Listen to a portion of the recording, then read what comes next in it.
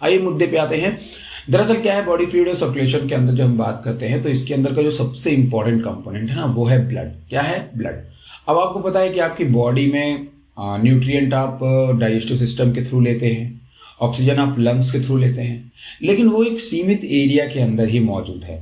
Oxygen हो गई या फिर आपकी जो कार्बोहाइड्रेट, प्रोटीन और वाइटामिन है वो हो गए।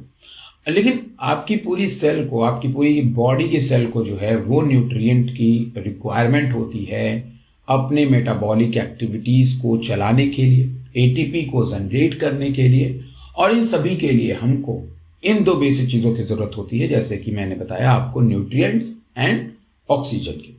अब उसको एक पर्टिकुलर प्लेस से पूरी बॉडी में ट्रांसफर करने का जो काम करता है वो करता है आपका ब्लड। ब्लड ही वो कंपोनेंट होता है जो आपके ऑक्सीजन को पूरी बॉडी के अंदर लेकर के जा सकता है। ब्लड ही वो चीज़ है जो आपके न्यूट्रिएंट्स को एक सही चीज़ में लेकर के जा सकता है।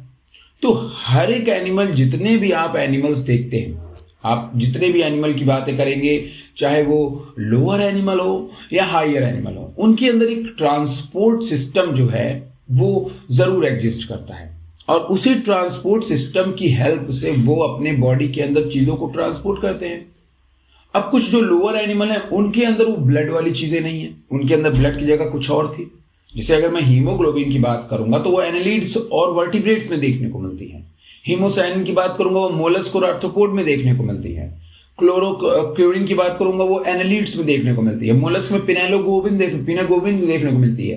तो मेरे कहने का मतलब यह है कि हर किसी के अंदर ये कंपोनेंट जो होते हैं ट्रांसपोर्ट करने वाले, वो अलग अलग होते हैं। हमारे अंदर अलग है ट्रांसपोर्ट करने का, और किसी दूसरे के अंदर अलग है। लेकिन हाँ, ट्रांसपोर्ट सिस्टम तो रहेगा, ये बात जो है वो आपकी बिल्कुल सच है। तो सबसे पहली चीज तो यही समझना है कि ब्लड जो है वो आपकी बॉडी के अंदर जनरली ये तरह का फंक्शन जो है वो परफॉर्म करता है, और इसीलिए ब्लड जो है वो बहुत ही ज्यादा जरूरी होता है ह्यूमन बॉडी के लिए। दूसरी तरफ ब्लड के साथ भी जुड़ा हुआ एक चीज होता है जिसे हम लोग लिम्फ कहते हैं। लिम्फ आपने प्रीवियस क्लासेस में पढ़ा होगा, 10th क्लासेस में आपने पढ़ा होगा। लिम्फ हमारा एक टिश्यू फ्लूइड है। क्या है? एक टिश्यू फ्लूइड है। कहने का मतलब जब ब्लड में लीकेज होता है तो ड्रेनेज सिस्टम के लिए जो भी लिम्फ, जो भी लिक्विड, जो भी फ्लूइड ब्लड से निकल करके टिश्यू के आसपास जमा हो जाता है, उसी को हम लिम्फ कहते हैं। ऐसा नहीं कि लिम्फ में इंपॉर्टेंट कंपोनेंट नहीं होते, लिम्फ में भी बहुत सारे इंपॉर्टेंट कंपोनेंट्स होते हैं। हम उन प्रोटीन्स को उठाते हैं और ले जाकर के दोबारा उसको ब्लड में छोड़ देते हैं। यही सारी चीजों को आज हम सर्कुलेटरी सिस्टम में पढ़ने वाले हैं। चाहे आप लिम्फेटिक सिस्टम पढ़ेंगे, चाहे आप ब्लड सर्कुलेटरी सिस्टम पढ़ेंगे, सब चीजों में इन सब चीजों की बातें जो है वो होंगी। तो मैंने आपको पहले ही बता दिया कि ब्लड जनरली आपकी बॉडी के अंदर पूरी बॉडी में ट्रांसपोर्ट होता है, लेकिन इसको छोड़ करके भी आपके बॉडी के अंदर ब्लड के बहुत सारे रोल है, बहुत सारे रोल है। जैसे सबसे पहले अगर मैं बात करूं तो आपकी बॉडी के पीएच को रेगुलेट करता है, पीएच वैल्यू को मेंटेन रखता है। जी हाँ, जब आप सर्कुलेशन देखेंगे तो आपको पता चलेगा। साथ में आपके बॉडी के टेम्परेचर को मेंटेन करता है, ठीक है ना। ट्रांसपोर्ट ऑफ गैसेस और ऑक्सीजन और कार्बन डाइऑक्साइड गैस का ट्रांसपोर्ट करता है।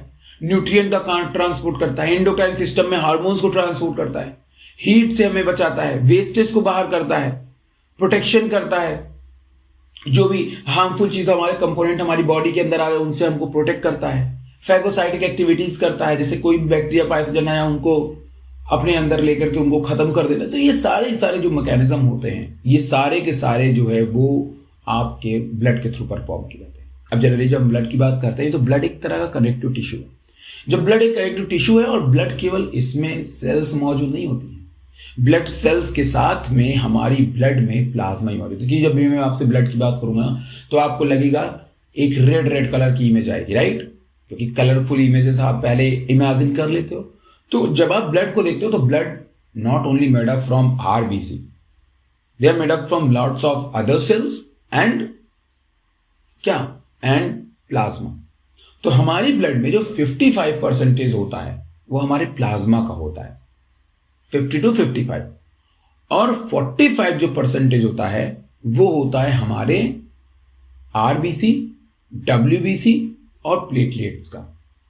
अब आरबीसी, डब्ल्यूबीसी और प्लेटलेट्स ये हमारे अंदर 45% हैं, और हम इन्हीं को फॉर्म्ड एलिमेंट कहते हैं। क्या कहते हैं? फॉर्म्ड एलिमेंट कहते हैं। जिसमें आरबीसी और डब्ल्यूबीसी वो एक सेल्यूलर है, वो सेल्स वो सेल्स हैं, लेकिन कुछ ऐसे जैसे प्लेटलेट्स वो सेल के फ्रेगमेंट्स हैं। उसके बारे में आगे डिटेल में आपसे बात करूंगा।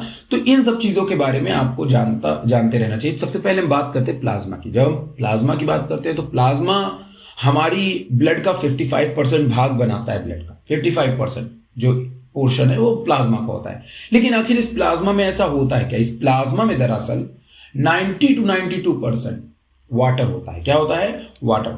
याद रखिएगा 90 to 92% उस प्लाज्मा के अंदर आपको देखने को मिलती है वाटर। 7% उसमें देखने को मिलती है आपको प्लाज्मा प्रोटीन, जिसमें आती है एल्ब्यूमिन जो कि मेंटेन करते हैं ब्लड के वॉल्यूम और प्रेशर को, ग्लोबुलिन, फाइब्रिनोजन, सॉल्ट जिसका अलग अलग जगहों पे काम, कोई ब्लड वॉल्यूम को मेंटेन करता है, कोई ट्रांसपोर्ट और डिफेंस करता है, कोई क्लॉटिंग के लिए रिस्पॉन्सिबल होता है, कोई ब्लड के पीएच वैल्यू को मेंटेन करता है।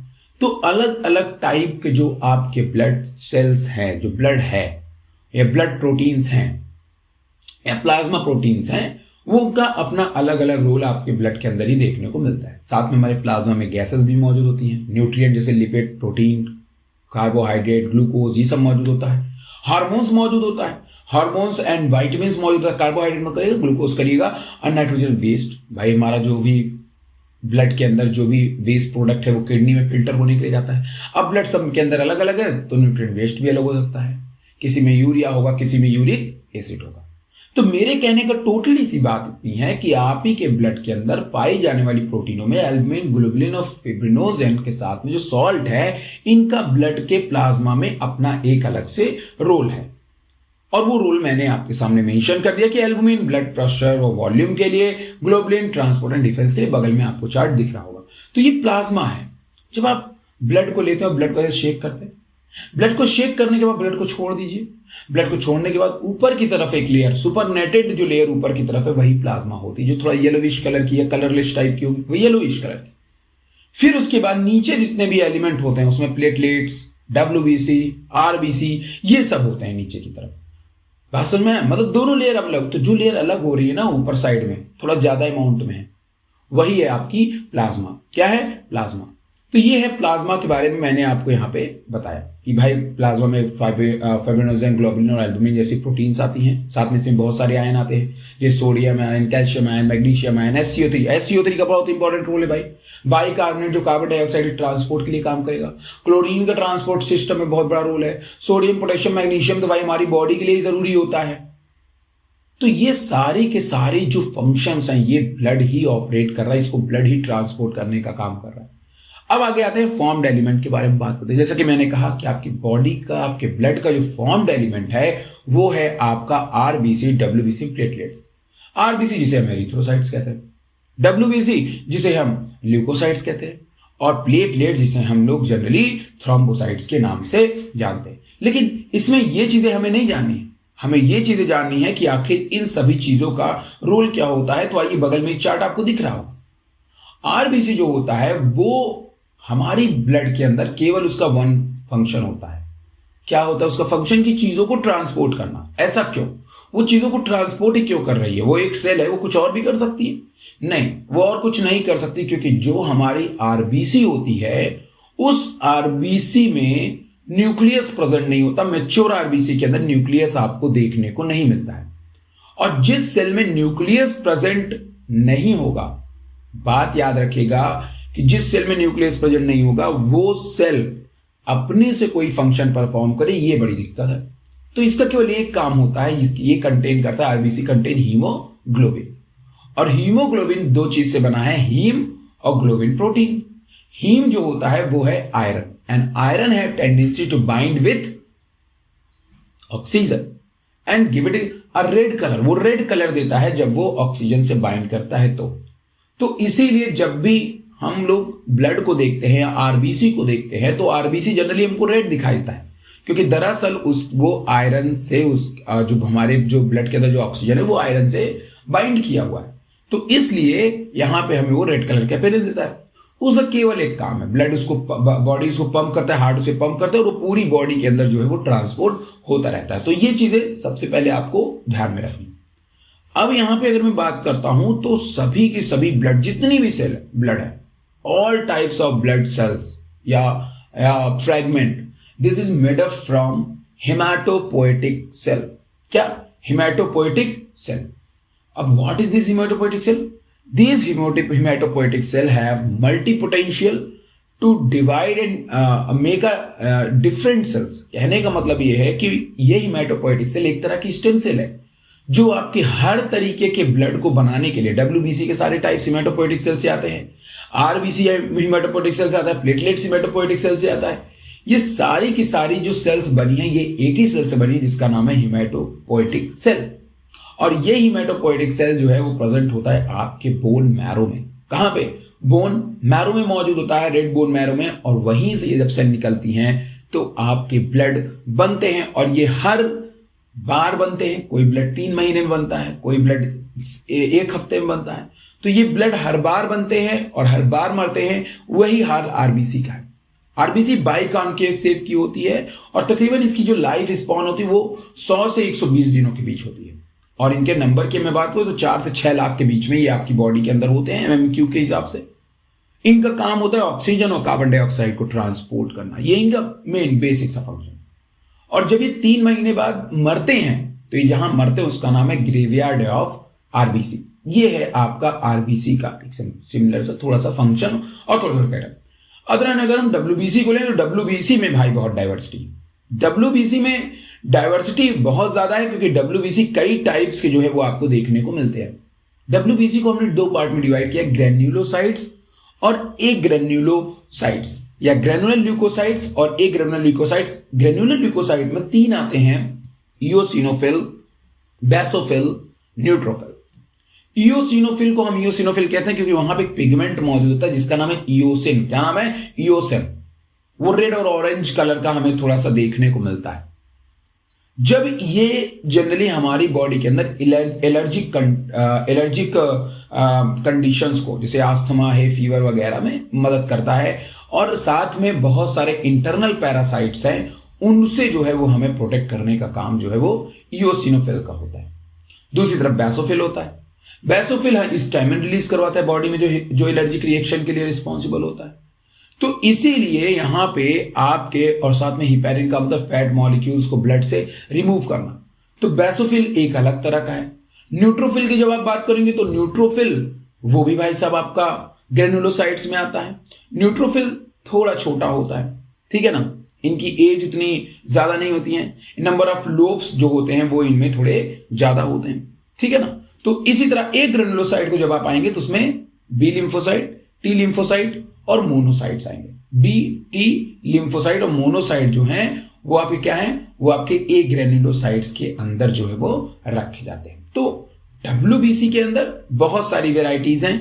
आरबीसी में एक ही तरह का है। डब्ल्यूबीसी में जैसा कि मैंने आपको बताया कि इओसिनोफिल, बेसोफिल, न्यूट्रोफिल ये हो गए ग्रेनुलो वाले, और जो लिम्फोसाइटिक सेल्स हो गई वो हो गई एग्रेनुलोसाइट्स। लेकिन आइए थोड़ा इसके बारे में भी हम हल्का सा समझते हैं कि ये सारी चीजें दरअसल होती क्या है।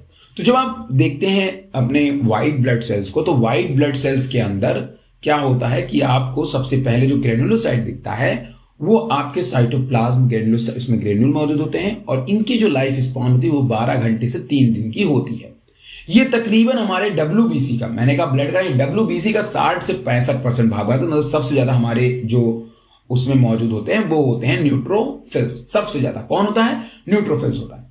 और इनका काम होता है फैगोसाइटिक करना, किसी भी पैरासाइट को, जो भी ब्लड के अंदर हार्मफुल चीज है उसको डिस्ट्रॉय करना, उसको अपने सेल के अंदर लेना और उसे क्या कर देना? ब्रेक कर देना।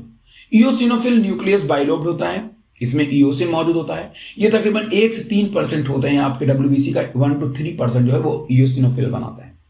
इनका काम होता है बॉडी को डिटॉक्सिफाई करना, फॉरेन सब्सटेंसेस से बॉडी को डिटॉक्सिफाई करना।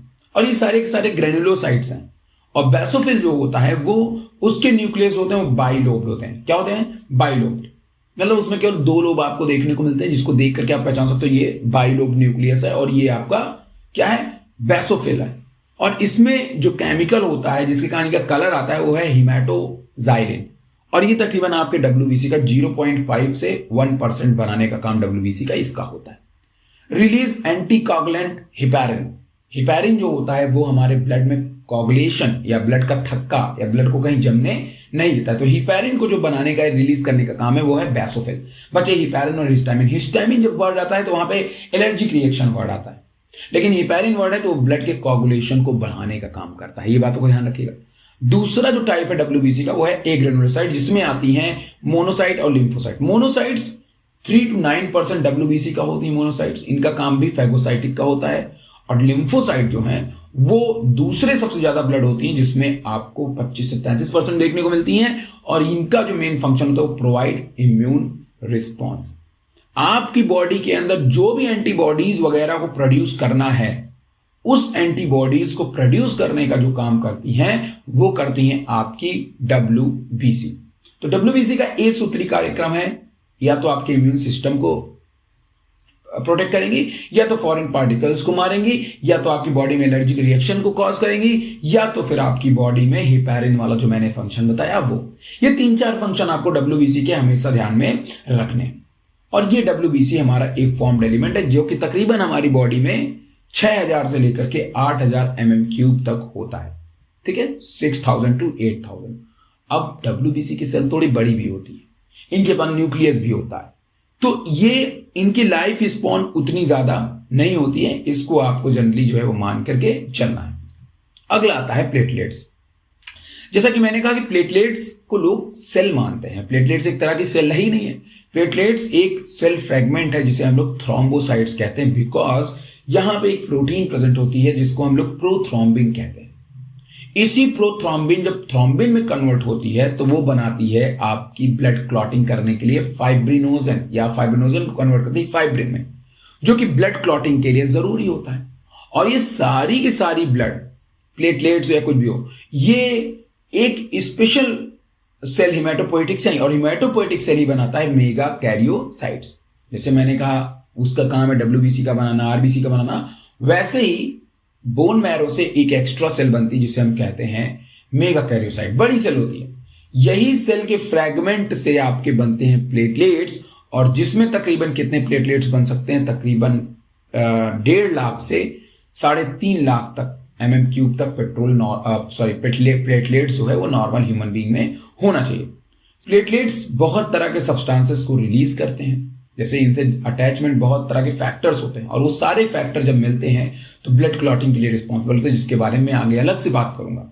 इसीलिए आपको ध्यान रखना कि प्लेटलेट्स कोई सेल नहीं, वो सेल का एक फ्रैगमेंट है, जिससे जो कि जनरली कौन सेल है, मेगा कैरियोसाइट। और मेगा कैरियोसाइट से वो सारे की सारी चीजें बनी हुई हैं, जिनका ह्यूमन बॉडी के अंदर आपको तकरीबन 1.5 लाख से 3 लाख देखने को मिलता है। ये बनते रहते हैं, बिगड़ते रहते हैं, टूट के बनते हैं, और ये सेल फ्रैगमेंट है। क्या है? सेल फ्रैगमेंट है।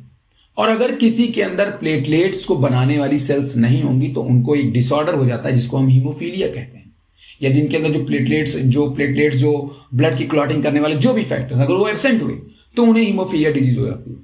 तो ये बातों को आपको जनरली ध्यान में रखना है about platelets and about formed element. अगली चीज जो आती है वो आती है ब्लड ग्रुप सिस्टम, जिसके बारे में बात करेंगे आपसे आने वाले नेक्स्ट वीडियो में। तब तक ले bye bye. Hello and welcome everyone, मेरा नाम है अंकित मिश्रा, और आज के इस वीडियो में मैं आपसे बात करने वाला हूं एक बेहद इंपॉर्टेंट टॉपिक के बारे में। और आज हमारे इस चैप्टर का ये दूसरा वीडियो है, तो आप सभी लोग इसको बहुत ही ध्यान से समझेंगे, सीखेंगे। और इस वीडियो में आज हम बात करेंगे सबसे पहले अपने ब्लड ग्रुप सिस्टम के बारे में। ब्लड ग्रुप सिस्टम के बारे में पढ़ने के बाद फिर उसके बाद हम लोग आज बात करने वाले हैं RH फैक्टर के बारे में, RH ग्रुपिंग के बारे में, फिर कोगुलेशन ऑफ ब्लड या क्लॉटिंग के बारे में, और फिर लिम्फ के बारे में आज इस वीडियो में हम लोग बात करेंगे। और हम लोग उतनी ही बातें करेंगे जितने आपके एनसीईआरटी में चीज़ों को मेंशन किया गया है। तो आराम से इस वीडियो को एंजॉय करिएगा, समझ में आपको सारी चीज़ें आएंगी। और इन सभी टॉपिक के ऊपर अगर आप बहुत ज़्यादा डिटेल वीडियो चाहते हैं तो वो भी उसकी भी लिंक मैं नीचे डाल दूंगा, आप उस वीडियो को भी देखते रहिएगा, वो भी आपको पता चल जाएगा अगर आप बहुत डिटेल में चाहते हैं तो। सबसे पहले अगर हम बात करते हैं एबीओ ब्लड ग्रुप सिस्टम की, क्योंकि लास्ट टाइम पे आपने देखा हुआ था कि मैंने बात किया हुआ था आपको कि हमारे जो ब्लड होते हैं वो उनमें कौन कौन से फॉर्म्ड एलिमेंट होते हैं। जैसे कि मैंने आपको बताया था कि आरबीसी होता है, डब्ल्यूबीसी होता है, प्लेटलेट्स होता है। अलग अलग तरह के ब्लड में आपको अलग अलग तरह के मतलब एक ब्लड के अंदर आपको अलग अलग तरह के फॉर्म्ड एलिमेंट जो है वो देखने को मिल जाते हैं। तो यहाँ पे इस वीडियो के अंदर भी हम लोग कुछ ऐसी ही बातें जो है वो करने वाले हैं कि कौन कौन से ब्लड ग्रुप के अंदर क्या क्या चीजें मौजूद हैं और ब्लड ग्रुप कैसे अलग होता है। तो सबसे पहले बेसिक से शुरुआत करते हैं। जेनेटिक्स चैप्टर में भी 12th में भी आपको ये देखने को मिलेगा। क्या था कि एक साइंटिस्ट थे जिनका नाम था कार्ल एंड स्टीनर। शुरुआत में क्या हुआ, वर्ल्ड वॉर के समय पे बहुत सारा अमाउंट में लोग मरते थे, और जब लोग मरते थे तो उनको जो है किसी भी इंसान का जिसका ब्लड बहुत ज़्यादा ड्रेन में बह जाता था या निकल जाता था, उनको क्या होता था कि वो ब्लड को चढ़ाया जाता था। ठीक है, ब्लड को उनके बॉडी में दोबारा से चढ़ाते थे, मतलब ब्लड को उसमें डालते थे। तो इससे क्या हुआ कि कई दफ़े तो मरीज बच जाते थे, ब्लड की कमी नहीं होती थी, कई दफ़े मरीज बच जाते थे। लेकिन कई दफ़े ऐसा होता था कि मरीज के ब्लड के अंदर या बॉडी के अंदर ट्रांसफ्यूजन या कोगुलेशन शुरू हो जाता था, ब्लड कोगुलेट करने लगता था, जिसके कारण हुआ क्या कि जो मरीज होते थे वो मर जाते थे। तो बड़ा इस सोच में भाई सब पड़े कि भाई इतना ब्लड देने के बावजूद भी ऐसा क्या हो रहा है। तो कार्ल एंडरसन जी ने बताया भाई केवल ब्लड चढ़ा देने से कुछ नहीं होता, सबका खून लाल ही है, लेकिन उस ब्लड के अंदर जो फैक्टर्स हैं, जो शुगर हैं, वो अलग अलग हो सकते हैं। किसी भी ह्यूमन बीइंग का भी जो शुगर है वो अलग अलग हो सकता है। तो ये है भाई कितने टाइप के ब्लड या एंटीजेंस मौजूद हो सकते हैं। तो कुल मिलाकर के बात यही से आई कि भाई देखो, अब आपको जो है सेम ब्लड चढ़ा देने या आपको केवल ब्लड चढ़ा देने से आप सोच लो कि मरीज बच जाएगा, तो नहीं बचेगा। उसको सेम टाइप का ब्लड या सेम ग्रुप का ब्लड चढ़ाना होगा। तो वहां से शुरुआत होती है एबीओ ब्लड ग्रुप सिस्टम की। एबीओ ब्लड ग्रुप सिस्टम जब बनाया गया तो एबीओ ब्लड ग्रुप सिस्टम में हम कैसे आइडेंटिफाई करते हैं कि किसी ह्यूमन बीइंग का जो ब्लड है वो ए है, बी है या ओ है। That is only depend upon, ये याद रखिएगा कि हमारा जो ब्लड होता है उसके लिए जीन एक ही सिंपल है, आई जीन मेंशन किया जाता है, आई जीन। उस पे मौजूद जो एंटीजन है, क्या है, एंटीजन है। अगर वो ए टाइप का है तो क्या होगा, बी टाइप का है तो हमें कैसे पता चलेगा, ओ टाइप का है तो हमें कैसे पता चलेगा। मतलब कुल मिलाकर के फिर ध्यान सुन लीजिए, मैं एक बार फिर से बता दे रहा हूं कि शुरुआत में लोगों को केवल ब्लड चढ़ाया जाता था, उनमें कोई ग्रुपिंग सिस्टम नहीं थी। जब ग्रुपिंग सिस्टम नहीं थी और लोगों को जो ब्लड चढ़ाया जाता था, तो जो ब्लड लोगों को चढ़ाया जाता था उस ब्लड को चढ़ाने से अगर उन दोनों के ग्रुप्स अलग थे, एक के पास में ए एंटीजन है, अगर हमने इसको बी एंटीजन वाले का ब्लड ग्रुप चढ़ा दिया तो फिर आपस में ब्लड कोगुलेट कर जाते थे। और ब्लड के कोगुलेट करने के कारण या एंटीबॉडीज बना लेने के कारण जो ब्लड होती थी वो मर जाती थी, ब्लड सेल्स डेड हो जाती थी और आदमी मर जाता था, मरीज मर जाता था। तो हमें सेम टाइप के आदमी पे सेम टाइप का ही ब्लड ग्रुप चढ़ाना है। अगर किसी आदमी का ब्लड ग्रुप ए है तो उस पर ए ही क्यों चढ़ाना, और ये कैसे पता लगता है, ध्यान सुनिए।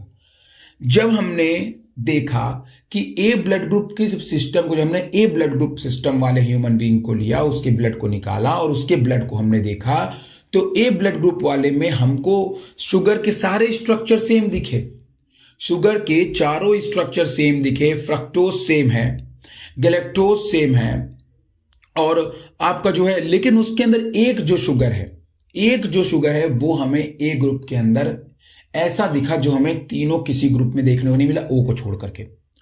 हमें ना बी में वो देखने को मिला, ना ओ में देखने को मिला, ओ में देखने को मिला, और वो है आपका एन एसिटिल गैलेक्टोसामीन।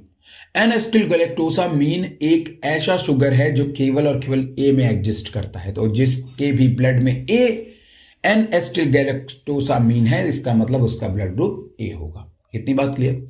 दूसरी बात आई सामने कि भाई बी ब्लड ग्रुप क्या होगा। बी ब्लड ग्रुप में देखा गया कि भाई जिसके अंदर एक एक्स्ट्रा गैलेक्टोस मौजूद है, जहां एन एसिटिल गैलेक्टोसामीन ए में था वहीं पे बी में क्या है, गैलेक्टोस मौजूद है। अगर गैलेक्टोस मौजूद है तो इसका मतलब उसका ब्लड ग्रुप बी होगा। ये बहुत सिंपल मैकेनिज्म से हमने ये पा लिया कि दोनों ह्यूमन बीइंग में हमें ये पता लगाना है कि किसके अंदर एन एसिटिल गैलेक्टोसामीन और किसके अंदर गैलेक्टोस है। अब तुम गैलेक्टोस वाले को गैलेक्टोसामीन में नहीं डालोगे, अगर तुमने बी को ए में डाला तो गए काम से। तो उसके बाद हो भाई ओ में क्या, ओ में कोई था ही नहीं, ओ में ना ये शुगर मिला ना वो शुगर मिला, ओ में ना ए वाला मिला ना बी वाला मिला, तो इसीलिए हमने इसको ओ नाम दे दिया। भाई इसके अंदर नथिंग, इसके अंदर सारे शुगर कॉमन है लेकिन ए और बी वाला शुगर नहीं है। और नंबर चौथे पे जो था ए बी, उसके अंदर ए वाला शुगर भी था और बी वाला शुगर भी था। तो इस तरीके से बातें बहुत ही क्लियर हो गई कि जो आपका ब्लड ग्रुप है वो टोटली शुगर पे डिपेंड करता है। जो शुगर ए में है वो बी में नहीं है, जो बी में है वो ए में नहीं है, ए ओ में को दोनों नहीं है और ए बी में दोनों है। तो इस तरीके से टोटल 4 ब्लड ग्रुप सिस्टम्स निकल करके जो है वो सामने आए। और यही 4 ब्लड ग्रुप सिस्टम जो हमारे पास में आए, इन्हीं 4 ब्लड ग्रुप सिस्टम से हमने जो है चीजों को एनालाइज करना शुरू किया और अब हम जो है उन ह्यूमन बीइंग को वही ब्लड ग्रुप देते थे जो ब्लड ग्रुप उनका था।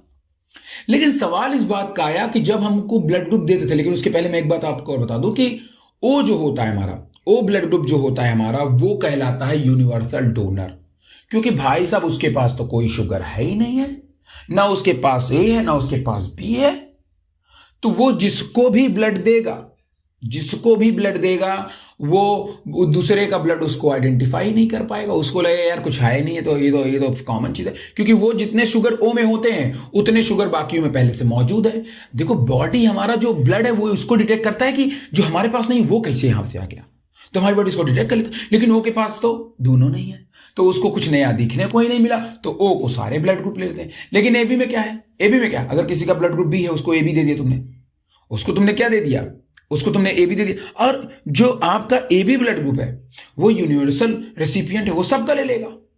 भाई साहब अगर ए वाला आ रहा है उसके पास ए वाला शुगर भी है, बी वाला उसके पास बी वाला शुगर भी है, काम बन गया भाई उसका। तो वो यूनिवर्सल एक्सेप्टर है, लेकिन वो किसी को नहीं दे सकता। अगर ए बी वाला किसी में गया, ए बी वाला ए में गया तो बी भी उसके पास है, तुरंत रिएक्ट हो जाएगा। अगर ए बी वाला चला गया किसके पास में, बी वाले के पास में, तो ए वाला रिएक्ट कर देगा, ठीक है ना। तो इसीलिए यहां पे आपको ध्यान में रखना है कि हमारा ब्लड ग्रुप में ओ जो है वो यूनिवर्सल है, डोनर है, और ए बी जो है यूनिवर्सल रेसिपिएंट है। अब यहां पे मुद्दे पे आते हैं। चलिए सब कुछ ब्लड ग्रुप क्लियर हो गया, कार्ल एनिस्टन जी ने बता दिया, बहुत बड़ी वाहवाही हो गई, चलो भाई ठीक है, अभी कार्ल एनिस्टन जी का नाम बहुत अमर हो गया। लेकिन फिर से नया ड्रामा शुरू हो गया। अभी तक हमने जो ब्लड देखा था वो एच एंटीजन का था, ए बी ए ओ ये सब एच एंटीजन पे है, ये they all R H antigen, ये सभी के सभी एच एंटीजन पे प्रेजेंट है। अगर जिसके पास ए वाला शुगर है वो ए एंटीजन हो गया, बी वाला है तो बी एंटीजन, ठीक है, एच एंटीजन पे। लेकिन अचानक से लोगों को पता चला कि भाई साहब हमारी बॉडी के अंदर कुछ ऐसे भी ब्लड हैं या ऐसे भी ब्लड ग्रुप के एंटीजन्स हैं जो हमारे ब्लड में एक्सपोज होते हैं, और वो एंटीजन का नाम है आर एच एंटीजन। नए एंटीजन की बात आ गई भाई सामने। अब इसकी बात कैसे पता चली, बहुत ध्यान सुनिए, बहुत बड़ी कहानी। बात हुआ यूं कि कार्ल एंड स्टीनर के बाद में बहुत सारे साइंटिस्ट और आए और देखा गया कि यार सेम ब्लड ग्रुप चढ़ाने के बावजूद भी मौतें हो रही हैं। जो प्रेग्नेंट मदर है उसके बच्चे की मौत हो रही है। तो लोगों के मन में एक सवाल आया कि आखिर अगर ये ब्लड रिलेटेड प्रॉब्लम है तो ये ब्लड रिलेटेड प्रॉब्लम एराइज कहां से हो रही है। तो इसके लिए रीसस नाम के एक मंकी के अंदर स्टडी हुई और पाया गया कि जो रीसस मंकी होता है उसके अंदर एक ऐसा एंटीजन देखने को मिला जो हमारे एंटीजन से सेम था। That is a RH antigen. जो हमारी बॉडी में एक एक्स्ट्रा एंटीजन होता था उसको रीसस मंकी में भी रिकॉर्ड किया गया, इसीलिए हमने उसको नाम दिया RH फैक्टर। अब ये RH फैक्टर है क्या, ह्यूमन की बॉडी के अंदर जैसे बहुत सारे ऐसे ह्यूमन बीइंग होते हैं, 80% के आसपास ऐसे ह्यूमन बीइंग हैं जिनके ब्लड में RH एंटीजन प्रेजेंट होता है। और अगर हमारे ब्लड में RH एंटीजन प्रेजेंट है तो हम होंगे RH पॉजिटिव, और अगर हमारे ब्लड के अंदर RH एंटीजन मौजूद नहीं है तब होंगे हम RH नेगेटिव। लेकिन अब तुम्हारे मन में आएगा सर इससे ब्लड का कनेक्शन क्या, मतलब देखिए अगर कोई इंडिविजुअल RH पॉजिटिव है जिसके अंदर RH एंटीजन है, और अगर कोई एंटीजन RH नेगेटिव, अगर कोई ह्यूमन बीइंग RH नेगेटिव है जिसके पास RH एंटीजन नहीं है और RH नेगेटिव वाले ने RH पॉजिटिव को ब्लड दे दिया तो भाई साहब बड़ा लोचा हो जाएगा।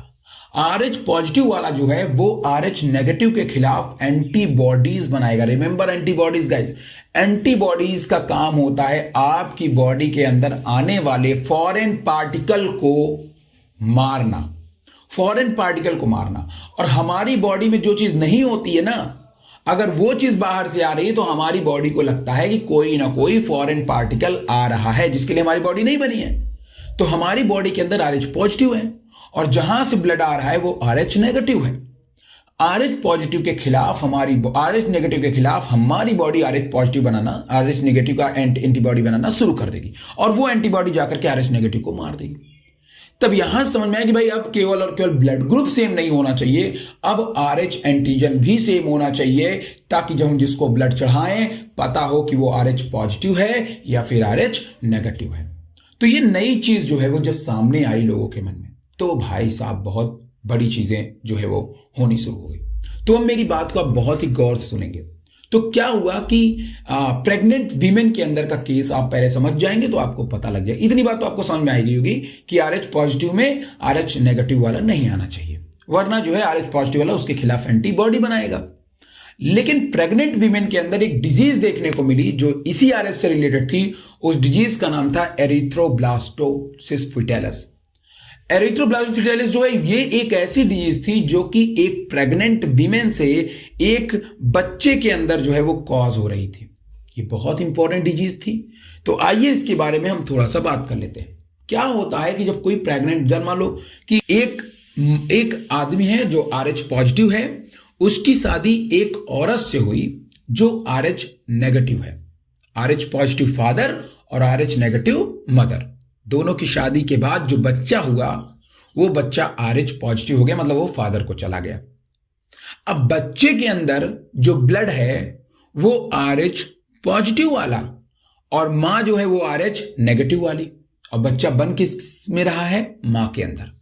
रिस्क के चांसेस सबसे ज्यादा बच्चा मां के अंदर बन रहा है ना, वो बच्चा जो मां के अंदर बन रहा है वो RH नेगेटिव है, सॉरी RH पॉजिटिव है, और मां जिसके अंदर ये हो रहा है वो RH पॉजिटिव है। ऐसी सिचुएशन में क्या होगा कि जो बच्चे ड्यूरिंग डिलीवरी के टाइम पे जो RH positive red blood cells है वो गलती से मां के सर्कुलेशन में जा सकता है ड्यूरिंग डिलीवरी। प्रेगनेंसी के टाइम पे अगर ऐसा हो गया कि बच्चे का जो ब्लड है वो मूव करके अगर चला गया मां के ब्लड के अंदर, तो ऐसी सिचुएशन में क्या हो जाएगा कि जो मां की ब्लड है वो उस बच्चे के RH पॉजिटिव के खिलाफ अपने अंदर धीरे धीरे क्या बनाना शुरू कर देगी? एंटीबॉडीज बनाना शुरू कर देगी। पहला बच्चा तो किसी तरह डिलीवरी होकर निकल जाएगा, लेकिन क्योंकि तब तक मां की एंटीबॉडी अपना रिस्पॉन्स नहीं कर पाएगी। लेकिन जब दूसरी प्रेगनेंसी होगी, सेकेंड प्रेगनेंसी के टाइम पे ऑलरेडी मां के अंदर वो एंटीबॉडी बनी रहेगी। और जब पहले वाले में तो एंटीबॉडी नहीं बनी थी ना, पहले वाले में एंटीबॉडी बनना शुरू हुई थी, लेकिन दूसरी वाली जब प्रेगनेंसी आएगी तो उस समय एंटीबॉडी बन के तैयार रहेगी। जैसे ही मां अपने बच्चे को न्यूट्रिशन भेजेगी, और ये तब पॉसिबल है जब दूसरा बच्चा भी क्या हो? RH पॉजिटिव हो, तभी होने की संभावना है। अगर मान लो फिर से प्रेग्नेंट हुई विमेन और उसका बच्चा RH पॉजिटिव हो गया और फिर से मदर RH नेगेटिव हो गई, तो अब की बार जो RH नेगेटिव मदर वाली जो है वो भाई साहब उसके पास में मौजूद है क्या? एंटीबॉडी। और वो एंटीबॉडी जो है, कई ऐसी एंटीबॉडीज होती जिनका शेप या जिनका साइज बहुत छोटा होता है, वो प्लेसेंटा को क्रॉस करके बच्चे के अंदर चली जाएंगी एंटीबॉडी। कुछ ऐसी एंटीबॉडी होती है जिनका साइज बड़ा होता है, वो नहीं क्रॉस करेंगी। लेकिन दूसरी प्रेगनेंसी में जब एम्बिलिकल कॉर्ड के थ्रू न्यूट्रिशन बच्चे को जाता है, उसी से होते हुए वो एंटीबॉडी चली जाएगी बच्चे के अंदर। और अगर बच्चे के अंदर वो गई तो उसका ब्लड एक्सपोज हो जाएगा बच्चे का, और वो बच्चे के ब्लड को मारना शुरू कर देगी। ऐसे सिचुएशन में बच्चे की मौत हो जाएगी। ये बात आपको ध्यान में रखना है। बात मेरी फिर समझ में लीजिए, एकदम आसान से। पहली प्रेगनेंसी में मां के ब्लड ने केवल और केवल हो सकता है बच्चे का ब्लड एक्सपोज हो जाए, बच्चे के ब्लड से मां का ब्लड एक्सपोज हो जाए और एंटीबॉडी मां प्रोड्यूस करनी शुरू कर दी, तो पहले वाला बच्चा तो निकल जाएगा क्योंकि एंटीबॉडी वहां पे नहीं रहती, तब तक बच्चा डिलीवर हो जाता है। लेकिन अब तो ब्लड तो पहुंच ही गया ना मां के खून के अंदर, बच्चे का ब्लड मां के खून में पहुंच गया है, अब मां एंटीबॉडी बनाना शुरू कर दी है। अब जो दूसरी प्रेगनेंसी होगी, दूसरी प्रेगनेंसी के टाइम पे ऑलरेडी उसके पास एंटीबॉडी मौजूद रहेगी। अब जैसे भाई ब्लड से ही तो न्यूट्रिशन जाता है बच्चे के अंदर, जैसे ही ब्लड से न्यूट्रिशन जाएगा तो जो छोटा सा एंटीबॉडी होगा, जो खतरनाक छोटी एंटीबॉडी है, वो प्लेसेंटा के सहारे जो है प्लेसेंटा क्रॉस करके अम्बिलिकल कॉर्ड सारे बच्चे के अंदर चली जाएंगी और बच्चे की ब्लड से एक्सपोज होकर के काम खत्म, बच्चे काम खत्म। अब इसको सर बचाया कैसे जाए? इसके ट्रीटमेंट के लिए एक इंजेक्शन आता है जिसका नाम है RHO-D। RH plus red blood cells enter into mother circulation में जाए तो तुम्हें क्या करना है? पहला काम ये करना है कि मदर को RHO-D नाम का इंजेक्शन लगा देना है। जैसे ही आप इस रोडी नाम के इम्यूनोग्लोबिन को लगाओगे, इंजेक्ट करोगे मदर के ड्यूरिंग प्रेगनेंसी, तो क्या होगा कि जब RH positive red blood cells mother circulation में जाएगा, तो क्या होगा कि जो मदर सर्कुलेशन में जाएगा, तो जो बच्चे का जो बच्चे के अंदर अभी जो ब्लड सर्कुलेशन गया है, उससे जाकर के ये बाइंड कर जाएगा, और बाइंड कर जाएगा तो मदर के अंदर होने वाले इम्यून रिस्पॉन्स को रोक लेगा। वो जाकर के उससे बाइंड कर जाएगा, उस ब्लड से जो हमने रोडी डाला है वो जाकर के बच्चे के ब्लड से बाइंड कर जाएगा। अब बच्चे के ब्लड से जब वो बाइंड कर जाएगा तो मदर की ब्लड जो है वो उसको समझ नहीं पाएगी कि ये बाहर से कोई पार्टिकल आया है, और इस तरीके से आप रोडी इंजेक्ट करके बच्चे को बचा सकते हो। तो इस तरीके से यही है RH फैक्टर गाइस, और इसी RH फैक्टर के अंदर जब आप देखते हो तो काफी चीजें जो है वो आपको देखने को मिलती हैं। अगर शुरुआत में जो पहला बच्चा होता है उसके अंदर बहुत सारा तो दिक्कतें नहीं आती हैं, लेकिन कुछ दिक्कतें आ सकती हैं, जैसे एनीमिया हो गया, जॉइंटिस हो गया, ये सब आ सकती है। लेकिन दूसरी प्रेगनेंसी में तो एरिथ्रोब्लास्टोसिस। मेरा नाम है अंकित मिश्रा, और आज की इस वीडियो सेगमेंट में हम लोग बात करने वाले हैं ब्लड क्लॉटिंग और हमारे लिम्फेटिक सिस्टम के बारे में। जैसा कि आप सब क्लास 10th में ही पढ़े होंगे, ये दोनों चीज़ें आप क्लास 10th में ऑलरेडी पढ़ चुके होते हैं, बस उसी चीज़ को हम थोड़ा सा यहाँ पे एक्सपैंड करेंगे ताकि आपके लिए चीज़ें थोड़ी सी और एडवांस हो जाएं। दरअसल जाने वाली बात यह है कि ब्लड क्लॉटिंग एक बहुत ही इंपॉर्टेंट प्रोसीजर्स होती है, और जनरली हमारे ब्लड प्लेटलेट्स का जो है वो एक इम्पॉर्टेंट फीचर होता है, इम्पॉर्टेंट फंक्शन होता है हमारे प्लेटलेट्स का, जिसको आज हम इस वीडियो के अंदर पूरे डायग्रामेटिक तरीके से अच्छी तरह से समझेंगे। सबसे पहले आइए हम बातों को समझ लेते हैं कि जैसा कि आप सब जानते हैं कि हमारी बॉडी में 3 डिफरेंट टाइप्स के ब्लड होते हैं, एरिथ्रोसाइट्स, ल्यूकोसाइट्स और आपका थ्रोम्बोसाइट्स।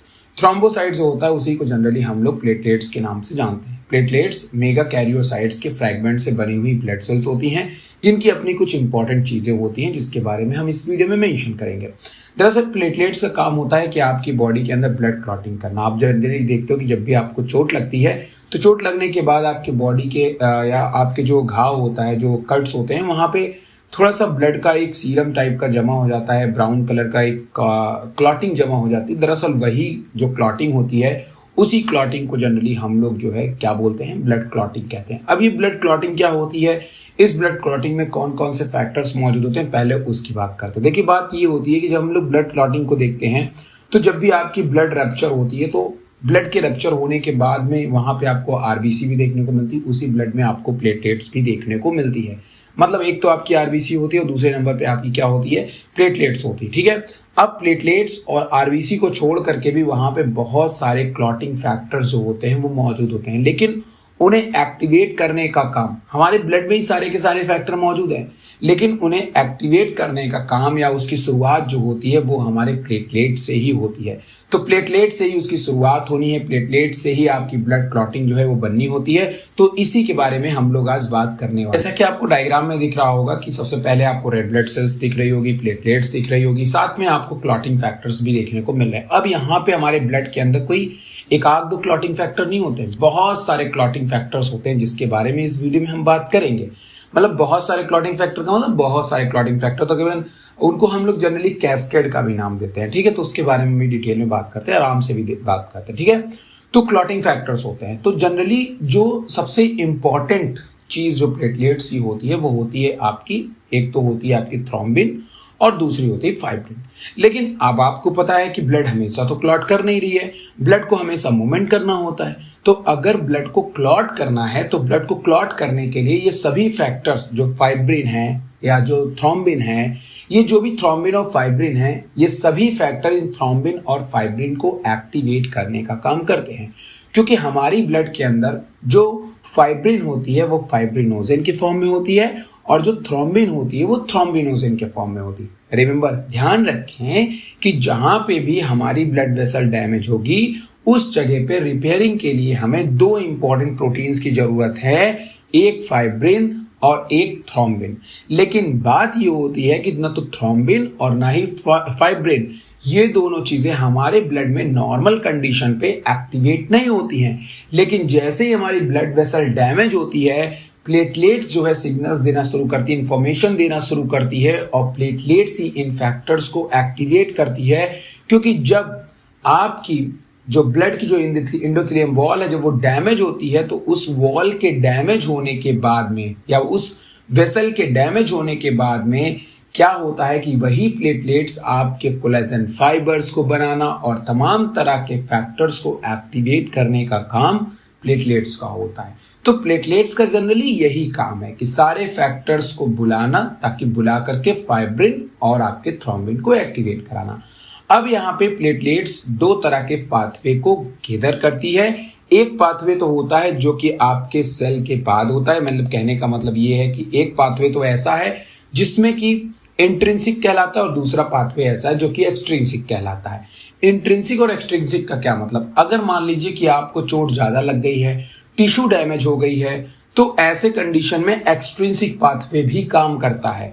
और अगर आपकी केवल ब्लड वेसल डैमेज हुई है, इंटरनल डैमेज हुआ है, तो वहां पे आपको केवल और केवल इंट्रिंसिक पाथवे ही डेवलप करेगा। अब इन दोनों में अंतर क्या है, जब इंट्रिंसिक पाथवे आएगा तो इंट्रिंसिक पाथवे में काफी बड़ी पाथवे, काफी कैस्केड प्रोटीन के काफी फैक्टर्स मौजूद होते हैं जो आपको डायग्राम में दिख रहा होगा, जैसे फैक्टर 12 से लेकर के फैक्टर 10 तक। फैक्टर 12 एक्टिवेट होगा फैक्टर 12A में, फिर फैक्टर 12A एक्टिवेट करेगा 11 को, फिर 11 एक्टिवेट करेगा 9 को।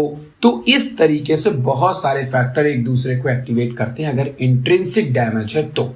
लेकिन अगर टिश्यू में डैमेज हो तो टिश्यू डैमेज जो है वो आपके टिश्यू फैक्टर्स को रिलीज करती है और वो टिश्यू फैक्टर जा करके आपके थ्रोम्बिन प्रोटीन को इस एक्टिवेट करने में पार्टिसिपेट करते हैं। तो मैं जनरली बहुत सिंपल ढंग से बताने की जो कोशिश कर रहा हूँ उसका मतलब बस ये है कि अगर आपको चोट लगती है तो बहुत सारे ऐसे फैक्टर, अगर आपकी वेसल डैमेज होती है तो damage of vessel, coagulation of platelets तुरंत उस टिश्यू पे जाकर के बाइंड, उस जगह पे जाके बाइंड करेगी जहां पे डैमेज हुआ है और फिर वहां पे प्लेटलेट जो है सिक्रीट करेगी तमाम तरह के फैक्टर्स को। जो फैक्टर्स सिक्रीट करने के बाद वहीं पे सिक्रीट होगा थ्रोम्बोकाइनेज और वही थ्रोम्बोकाइनेज और कैल्शियम जो है वो हमारे प्रोथ्रोम्बिन को कन्वर्ट करेंगे थ्रोम्बिन में। और जब यही थ्रोम्बिन कन्वर्ट हो जाएगा तो यही थ्रोम्बिन एक्टिवेट करेगा आपके ब्लड के अंदर मौजूद फाइब्रिनोजेन को फाइब्रिन प्रोटीन्स में, और यही फाइब्रिन जा करके उस जगह बिल्कुल जाल जैसा जा करके इकट्ठा हो जाता है हमारे ब्लड वेसल के पास में जहां पे ब्लड वेसल डैमेज हुई है। तो ये बहुत सिंपल सा मैकेनिज्म है। अगर मान लीजिए एक्सट्रिंसिक पाथवे भी है, टिश्यू भी डैमेज हुई है, ब्लड वेसल भी डैमेज हुई है, तो एक्सट्रिंसिक पाथवे जो है वहां पर जहां टिश्यू डैमेज हुई वहां से एक प्रोटीन निकलती है जिससे नाम है थ्रोम्बोप्लास्टिन। और दूसरा इंट्रिंसिक, अगर इंट्रिंसिक भी डैमेज हुआ है तो वहां पे बहुत सारी प्रोटीन क्लॉटिंग फैक्टर्स होते हैं, जैसे मैंने कहा 12, 11 and there are different name of these factors, जैसे हैगमैन फैक्टर, क्रिसमस फैक्टर, ऐसे तमाम तरह के जो फैक्टर्स होते हैं आपके इंट्रिंसिक पाथवे, मतलब जब ब्लड वेसल डैमेज होती है तो बहुत सारे फैक्टर आपके ब्लड में आते हैं। लेकिन इन दोनों का एक ही काम होता है, चाहे टिश्यू डैमेज हो चाहे आपकी ब्लड वेसल डैमेज हो, इनका एक ही काम होगा और वो काम है, मेन इंपॉर्टेंट काम जो इनका है वो ये है कि ये जाकर के थ्रोम्बिन को एक्टिवेट करेंगे। तो थ्रोम्बिन को एक्टिवेट करने के लिए सबसे पहले ये फैक्टर 10 को एक्टिवेट करते हैं और फैक्टर 10 जो है उसी प्रोथ्रोम्बिन को एक्टिवेट करता है। थ्रोम्बिन जहां पे वो मदद लेता है विटामिन्स की, कैल्शियम की और आपके जो है किसकी, तो इन सब की मदद लेकर के वो जनरली आपके प्रोथ्रोम्बिन को थ्रोम्बिन में एक्टिवेट कर देता है। ठीक, और जब तक थ्रोम्बिन नहीं एक्टिवेट होगा तब तक फाइब्रिनोजेन फाइब्रिन में एक्टिवेट नहीं हो पाएगा। और जैसे ही फाइब्रिन एक्टिवेट हो जाएगा, फाइब्रिन जाएगा भाई और जाकर के उस क्लॉटिंग वाली जगह पे जहां पे भी उसको टिश्यू डैमेज हुई है वहां पे जाके बाइंड कर देगा और इस तरीके से ब्लड सर्कुलेशन जो है वो रुक जाएगी।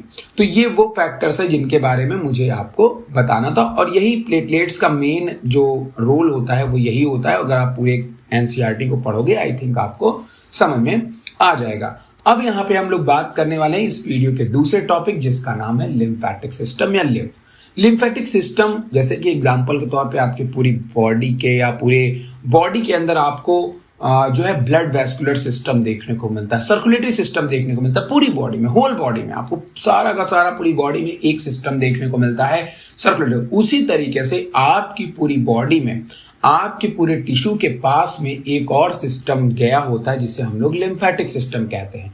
आपकी बॉडी में जनरली डायग्राम में जो रेड कलर का है वो रेड ब्लड सेल्स को दिखा रहा है, रेड कैपिलरीज को दिखा रहा है, और जो आपका ग्रीन कलर का शो होता है वो लिम्फेटिक वेसल्स को दिखाता है, लिम्फेटिक कैपिलरीज को दिखाता है। अब ये क्या चीज होती है, आइए जरा इसको समझते हैं। देखिए, जब आपकी हार्ट ब्लड को बहुत तेजी से पंप करती है, जब आपकी हार्ट ब्लड को बहुत तेजी से पंप करती है, तो ब्लड को तेजी से पंप करने के कारण ब्लड की कैपिलरीज के अंदर प्रेशर बहुत ज्यादा बढ़ जाता है। ब्लड की कैपिलरीज में प्रेशर ज्यादा बढ़ने के कारण ब्लड कैपिलरीज डैमेज ना हो, इसके लिए ब्लड कैपिलरीज बहुत सारे अमाउंट में अपने प्लाज्मा से फ्लूइड को रिलीज करते हैं, अपने प्लाज्मा से फ्लूइड को रिलीज करते हैं। एंड यू नो दैट कि हमारे ब्लड प्लाज्मा में कुछ अमाउंट लिम्फोसाइटिक सेल का भी होता है। ऐसा फ्लूइड जिसमें लिम्फोसाइट्स भी थोड़ी मोड़ी मौजूद होती हैं, वो फ्लूइड आपके ब्लड से निकल करके, कैपिलरी से निकल करके टिश्यू के चारों तरफ जा करके इकट्ठा हो जाती है। अब जब ये कैपिलरी से जाकर के टिश्यू के पास इकट्ठा हो जाती है, तो टिश्यू के पास में जो बहुत सारा फंक्शन टिश्यू परफॉर्म करना होता है, फंक्शन परफॉर्म सही तरीके से टिश्यू नहीं कर पाता है। कुल मिला के जो बाहर की तरफ फ्लूइड निकला है, जिसे हमने लिम्फ नाम दिया है, वो अगर टिश्यू के आसपास मौजूद रहेगा तो टिश्यू अपना पर्टिकुलर फंक्शन परफॉर्म नहीं कर पाएगी। तो ऐसी सिचुएशन में वो फ्लूइड हमारे टिश्यूज के लिए अच्छा नहीं है। तो हमारी बॉडी चाहेगी कि उस टिश्यू को, उस फ्लूइड को क्या करे, वो एब्जॉर्ब कर ले। तो वो क्या करता है कि उस टिश्यू को, उस फ्लूइड को एब्जॉर्ब कर, टिश्यू से उस फ्लूइड को एब्जॉर्ब करने के लिए हमारी बॉडी में लिम्फेटिक वेसल्स होते हैं। वही लिम्फेटिक वेसल्स उन ब्लड वेसल्स के बीच में, ब्लड कैपिलरी के बीच में जाते हैं, जहां टिश्यू के अगल बगल फ्लूइड इकट्ठा है, और उन टिश्यू के बीच में या इंटरस्टिशियल फ्लूइड, जो दो सेल्स के बीच का जो फ्लूइड है या दो सेल्स के बीच में जो फ्लूइड मौजूद है, उसको क्या कर लेते हैं, एब्जॉर्ब कर लेते हैं। और सारे के सारे फ्लूइड को एब्जॉर्ब करने के बाद में वो उसे लेकर के जाते हैं और आपके ब्लड के वेन्स में छोड़ भी देते हैं। क्योंकि जैसा कि मैंने आपको बताया कि जो लिम्फ बना हुआ है वो आपके एक्स्ट्रा ब्लड, जो बहुत ज्यादा फोर्स बढ़ा रहा था आपके कैपिलरी के ऊपर, वो ब्लड ही है। उसके अंदर बहुत सारे लिम्फोसाइटिक सेल्स होती हैं जिनको डिस्ट्रॉय करना गड़बड़ हो जाएगा लिम्फ के लिए। तो इसीलिए लिम्फ क्या काम करती है कि वो सभी इंपॉर्टेंट जो भी सप्लीमेंट्स है, जो भी ब्लड से निकले हैं, उनको ले जाकर के वापस छोड़ देती है वेन्स के अंदर। लेकिन उसके पहले आपके लिम्फेटिक या लिम्फ में वो लिम्फ पहुंचती है लिम्फेटिक नोड के पास में, जहां पे बहुत सारे जो बैक्टीरियाज वगैरह या इन्फेक्शंस वगैरह होते हैं, वहां पे वो लिम्फ जो है वो काफी इंपॉर्टेंट रोल प्ले करता है। तो जो लिम्फेटिक नोड्स होती हैं हमारी बॉडी के अंदर, बहुत सारे लिम्फेटिक नोड पूरी बॉडी के अंदर होते हैं, जहां पे बहुत सारे अमाउंट में लिम्फ भी इकट्ठा होता है। ध्यान रखिएगा, लिम्फेटिक नोड्स में बहुत सारे अमाउंट में लिम्फ भी इकट्ठा होता है, क्योंकि वहां पे लिम्फ वेसल वहीं जाती हैं लिम्फ लेकर के, और वहीं पे आपके वेन्स भी मौजूद होते हैं, वहीं पे आपकी आर्टरीज भी मौजूद होती हैं। ठीक, तो जब लिम्फ उसको लेकर के पहुंचता है लिम्फ नोड के पास में, तो लिम्फ नोड में वहां पे जो भी आपके ब्लड में या कहीं पे भी बैक्टीरिया वायरसेस होते हैं, वो उनसे लड़ते भी है, और फिर आपके लिम्फ जो है वो ब्लड वेसल्स में और वेन्स में वापस लौट जाती है। ठीक है, तो इस तरीके से आपकी बॉडी में बहुत सारे लिम्फाइड ऑर्गन्स भी होते हैं, जैसे टॉन्सिल, थाइमस, ये सब स्प्लीन, ये सब वो ऑर्गन है जो लिम्फेटिक ऑर्गन्स के रूप में जाने जाते हैं। तो जनरली हमारा जो लिम्फ होता है वो दो काम करता है। एक तो ड्रेनेज सिस्टम का काम करता है, जो भी ब्लड से लीक हुआ है फ्लूइड, उसको एब्जॉर्ब करके वेन्स में वापस छोड़ना, और साथ में चूंकि उस फ्लूइड के अंदर बहुत सारे अमाउंट में लिम्फोसाइट्स होते हैं, तो वो उनको प्रोटेक्ट भी करते हैं, क्योंकि मैंने आपको बताया WBC के जो लिम्फोसाइट्स होते हैं वो बैक्टीरिया और पैथोजेंस को किल करने के लिए जरूरी होते हैं। तो ये बेसिक सा काम होता है आपके लिम्फेटिक वेसल्स का, तो जिसको आपको बहुत ही अच्छी तरह से ध्यान में रखना है। याद रखना कि अगर वो प्लाज्मा है, अगर वो प्लाज्मा से निकला है, तो उसके अंदर बहुत सारे प्रोटीन्स वगैरह भी मौजूद रहते हैं, जो कि हमारी ब्लड के लिए जरूरी है। होपफुली गाइज आपको ये वीडियो पसंद है। वीडियो को लाइक कर लीजिएगा, चैनल को सब्सक्राइब कर लीजिएगा और जुड़े रहिए मेरे साथ। मेरा नाम है अंकित मिश्रा और मैंने लॉन्च किया है आपके लिए एक शानदार ऐप जिसका नाम है विधान बायोलॉजी। विधान बायोलॉजी का ऐप आपको प्ले स्टोर पे देखने को मिल जाता है। अगर आप विधान बायोलॉजी के ऐप को डाउनलोड करते हैं तो आपको हर रात 9 बजे फ्री टेस्ट 11th क्लास और 12th क्लास का या नीट का देखने को मिलता है, जिसे आप सॉल्व करके अपने प्रिपरेशंस को बूस्टअप कर सकते हैं। साथ में मैंने अपने पूरे के पूरे इंडिया में सबसे अफोर्डेबल प्राइस पे आपके लिए कोर्सेज लाया हूं, चाहे फिर वो 12th का हो, चाहे फिर वो 11th का हो। 12th वाली क्लास तो आपके लाइव में लेकर के आऊंगा, और साथ में 11th का जो क्रैश कोर्स है वो ऑलरेडी अवेलेबल है, जो मात्र 70 रुपीज में है, और 12th का कोर्सेज मात्र 100 रुपीज में है। तो आप आज ही डाउनलोड करिए वेदांत बायोलॉजी ऐप प्ले स्टोर से और ज्वाइन करिए अपने क्रैश कोर्स, क्योंकि अब टाइम बचा है कम। और अगर आपके हैं बहुत सारे बैकलॉग्स तो भूल जाइए बैकलॉग्स की टेंशन, क्योंकि वो कोर्स क्रैश कोर्स ऐसे डिजाइन किया गया है जो आपके रिवीजन के साथ में आपको बहुत ज़्यादा फायदा पहुंचाने वाला है। तो आज ही डाउनलोड करिए वेदांत बायोलॉजी ऐप को। और साथ में अगर आप क्रैश कोर्स से related study material, offline study material purchase करना चाहते हैं वो भी आपको मिल जाएगी। उसके लिए सबसे बढ़िया जो किताब है वो है वेदांत बायोलॉजी की हैंडबुक बायोलॉजी, जो कि पार्ट 1 और पार्ट 2 में आती है, 12th के लिए और 11th के लिए, दोनों के लिए। तो लग जाइए भाई, आज ही ज्वाइन कर लीजिए इसको और आज ही परचेस कर लीजिए। मीजो अमेज़न पे आपको देखने को मिल जाता है। तक के लिए बाय, गुड नाइट, अपना ख्याल रखिएगा। हेलो एंड वेलकम एवरीवन, मेरा नाम है अंकित मिश्रा और आज मैं आपके लिए लेकर के आया हूँ एक और इंटरेस्टिंग वीडियो जिसके बारे में आपको आज जानना बेहद ज़रूरी है। ये वीडियो में एनिमेशंस भी होंगे और इसी वीडियो में आपको कई ऐसे चीज़ें देखने को मिलेंगी, जैसे कि इस वीडियो में एक्सप्लेनेशन भी ज़्यादा है, थोड़ा दिमाग भी लगाना है आपको। और साथ में इस वीडियो में आपको एनिमेशन को आप जितनी अच्छी तरीके से अपने दिमाग में विजुअलाइज कर पाएंगे उतना ही आपके लिए ज़्यादा बेहतर होगा, क्योंकि आज इस वीडियो में हम काफ़ी चीज़ों के बारे में बात करने वाले हैं। तो पहले क्या क्या चीज़ें हैं, किन किन चीज़ों के बारे में हमें बात करनी है, पहले हम उन चीज़ों के बारे में डिस्कस कर लेते हैं। देखिए, आज के इस वीडियो में सबसे पहले हम एक हार्ट का कंप्लीट स्ट्रक्चर देखेंगे। फिर हार्ट के स्ट्रक्चर को देखने के बाद फिर हम लोग देखेंगे कि हार्ट में ऐसे कौन से स्ट्रक्चर हैं जिनमें कंडक्शन होता है, मतलब जिनमें इम्पल्सेस जनरेट करने के काम में आती हैं। और नंबर तीसरे पे हम जा करके देखेंगे कि हार्ट कंडक्शन कैसे करता है और हार्ट पंप कैसे करता है, हार्ट अपनी हार्ट साइकिल को कैसे कंप्लीट करता है। ये सारी चीजें आज हम इसी वीडियो के अंदर जो है वो मेंशन करने वाले हैं। तो सबसे पहले अगर हम लोग हार्ट की तरफ चलते हैं तो हम लोग अगर देखें तो हमारे हार्ट में आपको 4 चैम्बर चीजें देखने को मिलती हैं या 4 चैम्बर हार्ट देखने को मिलता है। लेकिन केवल हमारा हार्ट नहीं है, उसके पहले भी अगर हम लोग कई एनिमल्स के अंदर देखें तो कई एनिमल्स के अंदर हमें हार्ट जो है वो अलग अलग तरह से देखने को मिलता है, या हम यूं बोले कि अलग अलग एनिमल्स के अंदर जो सर्कुलेटरी सिस्टम है वो अलग अलग तरीके का हो सकता है।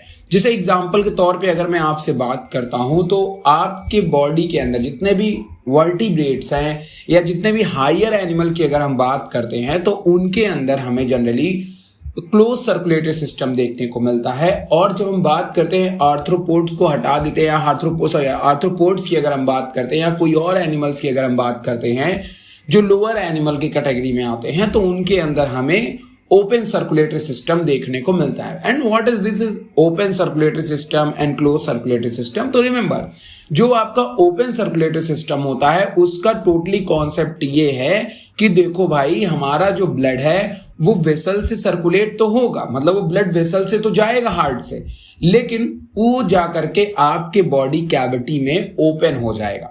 मतलब कि जैसे एग्जांपल के तौर पे एक पाइप गई हुई है और वो पाइप जो गई हुई है वो पाइप कहीं ना कहीं जाकर के किसी जगह पे किसी ओपन प्लेस में खुल जा रही है, ठीक है।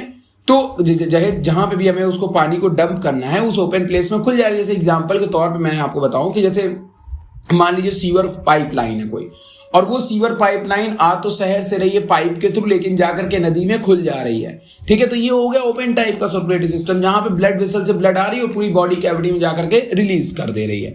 लेकिन वहीं पे दूसरी तरफ अगर हम देखेंगे क्लोज सर्कुलेटरी सिस्टम में, तो क्या है भाई कि हमने पाइप में ही फिल्टर लगा रखा है, पाइप से ही, मतलब पाइप के अंदर पानी बह रहा है और जिसको जो चाहिए वो पाइप से ही निकाल ले रहा है। तो ऐसा जो सिस्टम होता है इसे हम लोग क्लोज सर्कुलेटरी सिस्टम कहते हैं। इट मीन्स दैट जब हमारे हार्ट से वेसल निकलती हैं तो वो जाकर के कैपिलरी में चेंज होती हैं।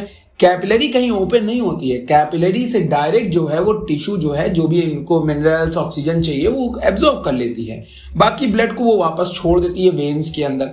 मतलब कि वहां कहीं पे वेसल्स खुली हुई नहीं रहती है, वहां पे कहीं पे भी कैपिलरीज खुली हुई नहीं रहती। बट ओपन सर्कुलेटरी सिस्टम के अंदर हम ये देखते हैं कि वहां पे पूरी की पूरी कैपिलरी जाकर के बॉडी कैविटी में खुल जाती है। और जब वो बॉडी कैविटी में खुलती है तो उसके उसी जगह के बॉडी कैविटी को ही जनरली हम लोग साइनसेस के भी नाम से जानते हैं। तो कभी अगर साइनसेस वर्ड आ जाए तो कंफ्यूज मत होइएगा, साइनसेस का मतलब ये है बॉडी कैविटी। तो अगर साइनसेस में जाकर के ब्लड कैपिलरीज ओपन हो गई हैं, वहां से न्यूट्रिएंट डायरेक्टली फ्लूइड से डायरेक्टली लिया जा रहा है, तो इसका मतलब ये है कि भाई वो ओपन सर्कुलेटरी सिस्टम है। और अगर ब्लड वेसल्स के अंदर सर्कुलेट हो रही है, जैसे हमारे एनालिड्स के अंदर अर्थवॉर्म की जब हम बात करते हैं या हमारे अंदर जब हम बात करते हैं, तो इनके अंदर जनरली आपको क्लोज सर्कुलेटरी सिस्टम जो है वो देखने को मिलता है। अब तो ये हो गई भाई देखो लोअर की बात, लेकिन कॉर्डेट्स में भी हार्ट में बहुत सारी डाइवर्सिटी है।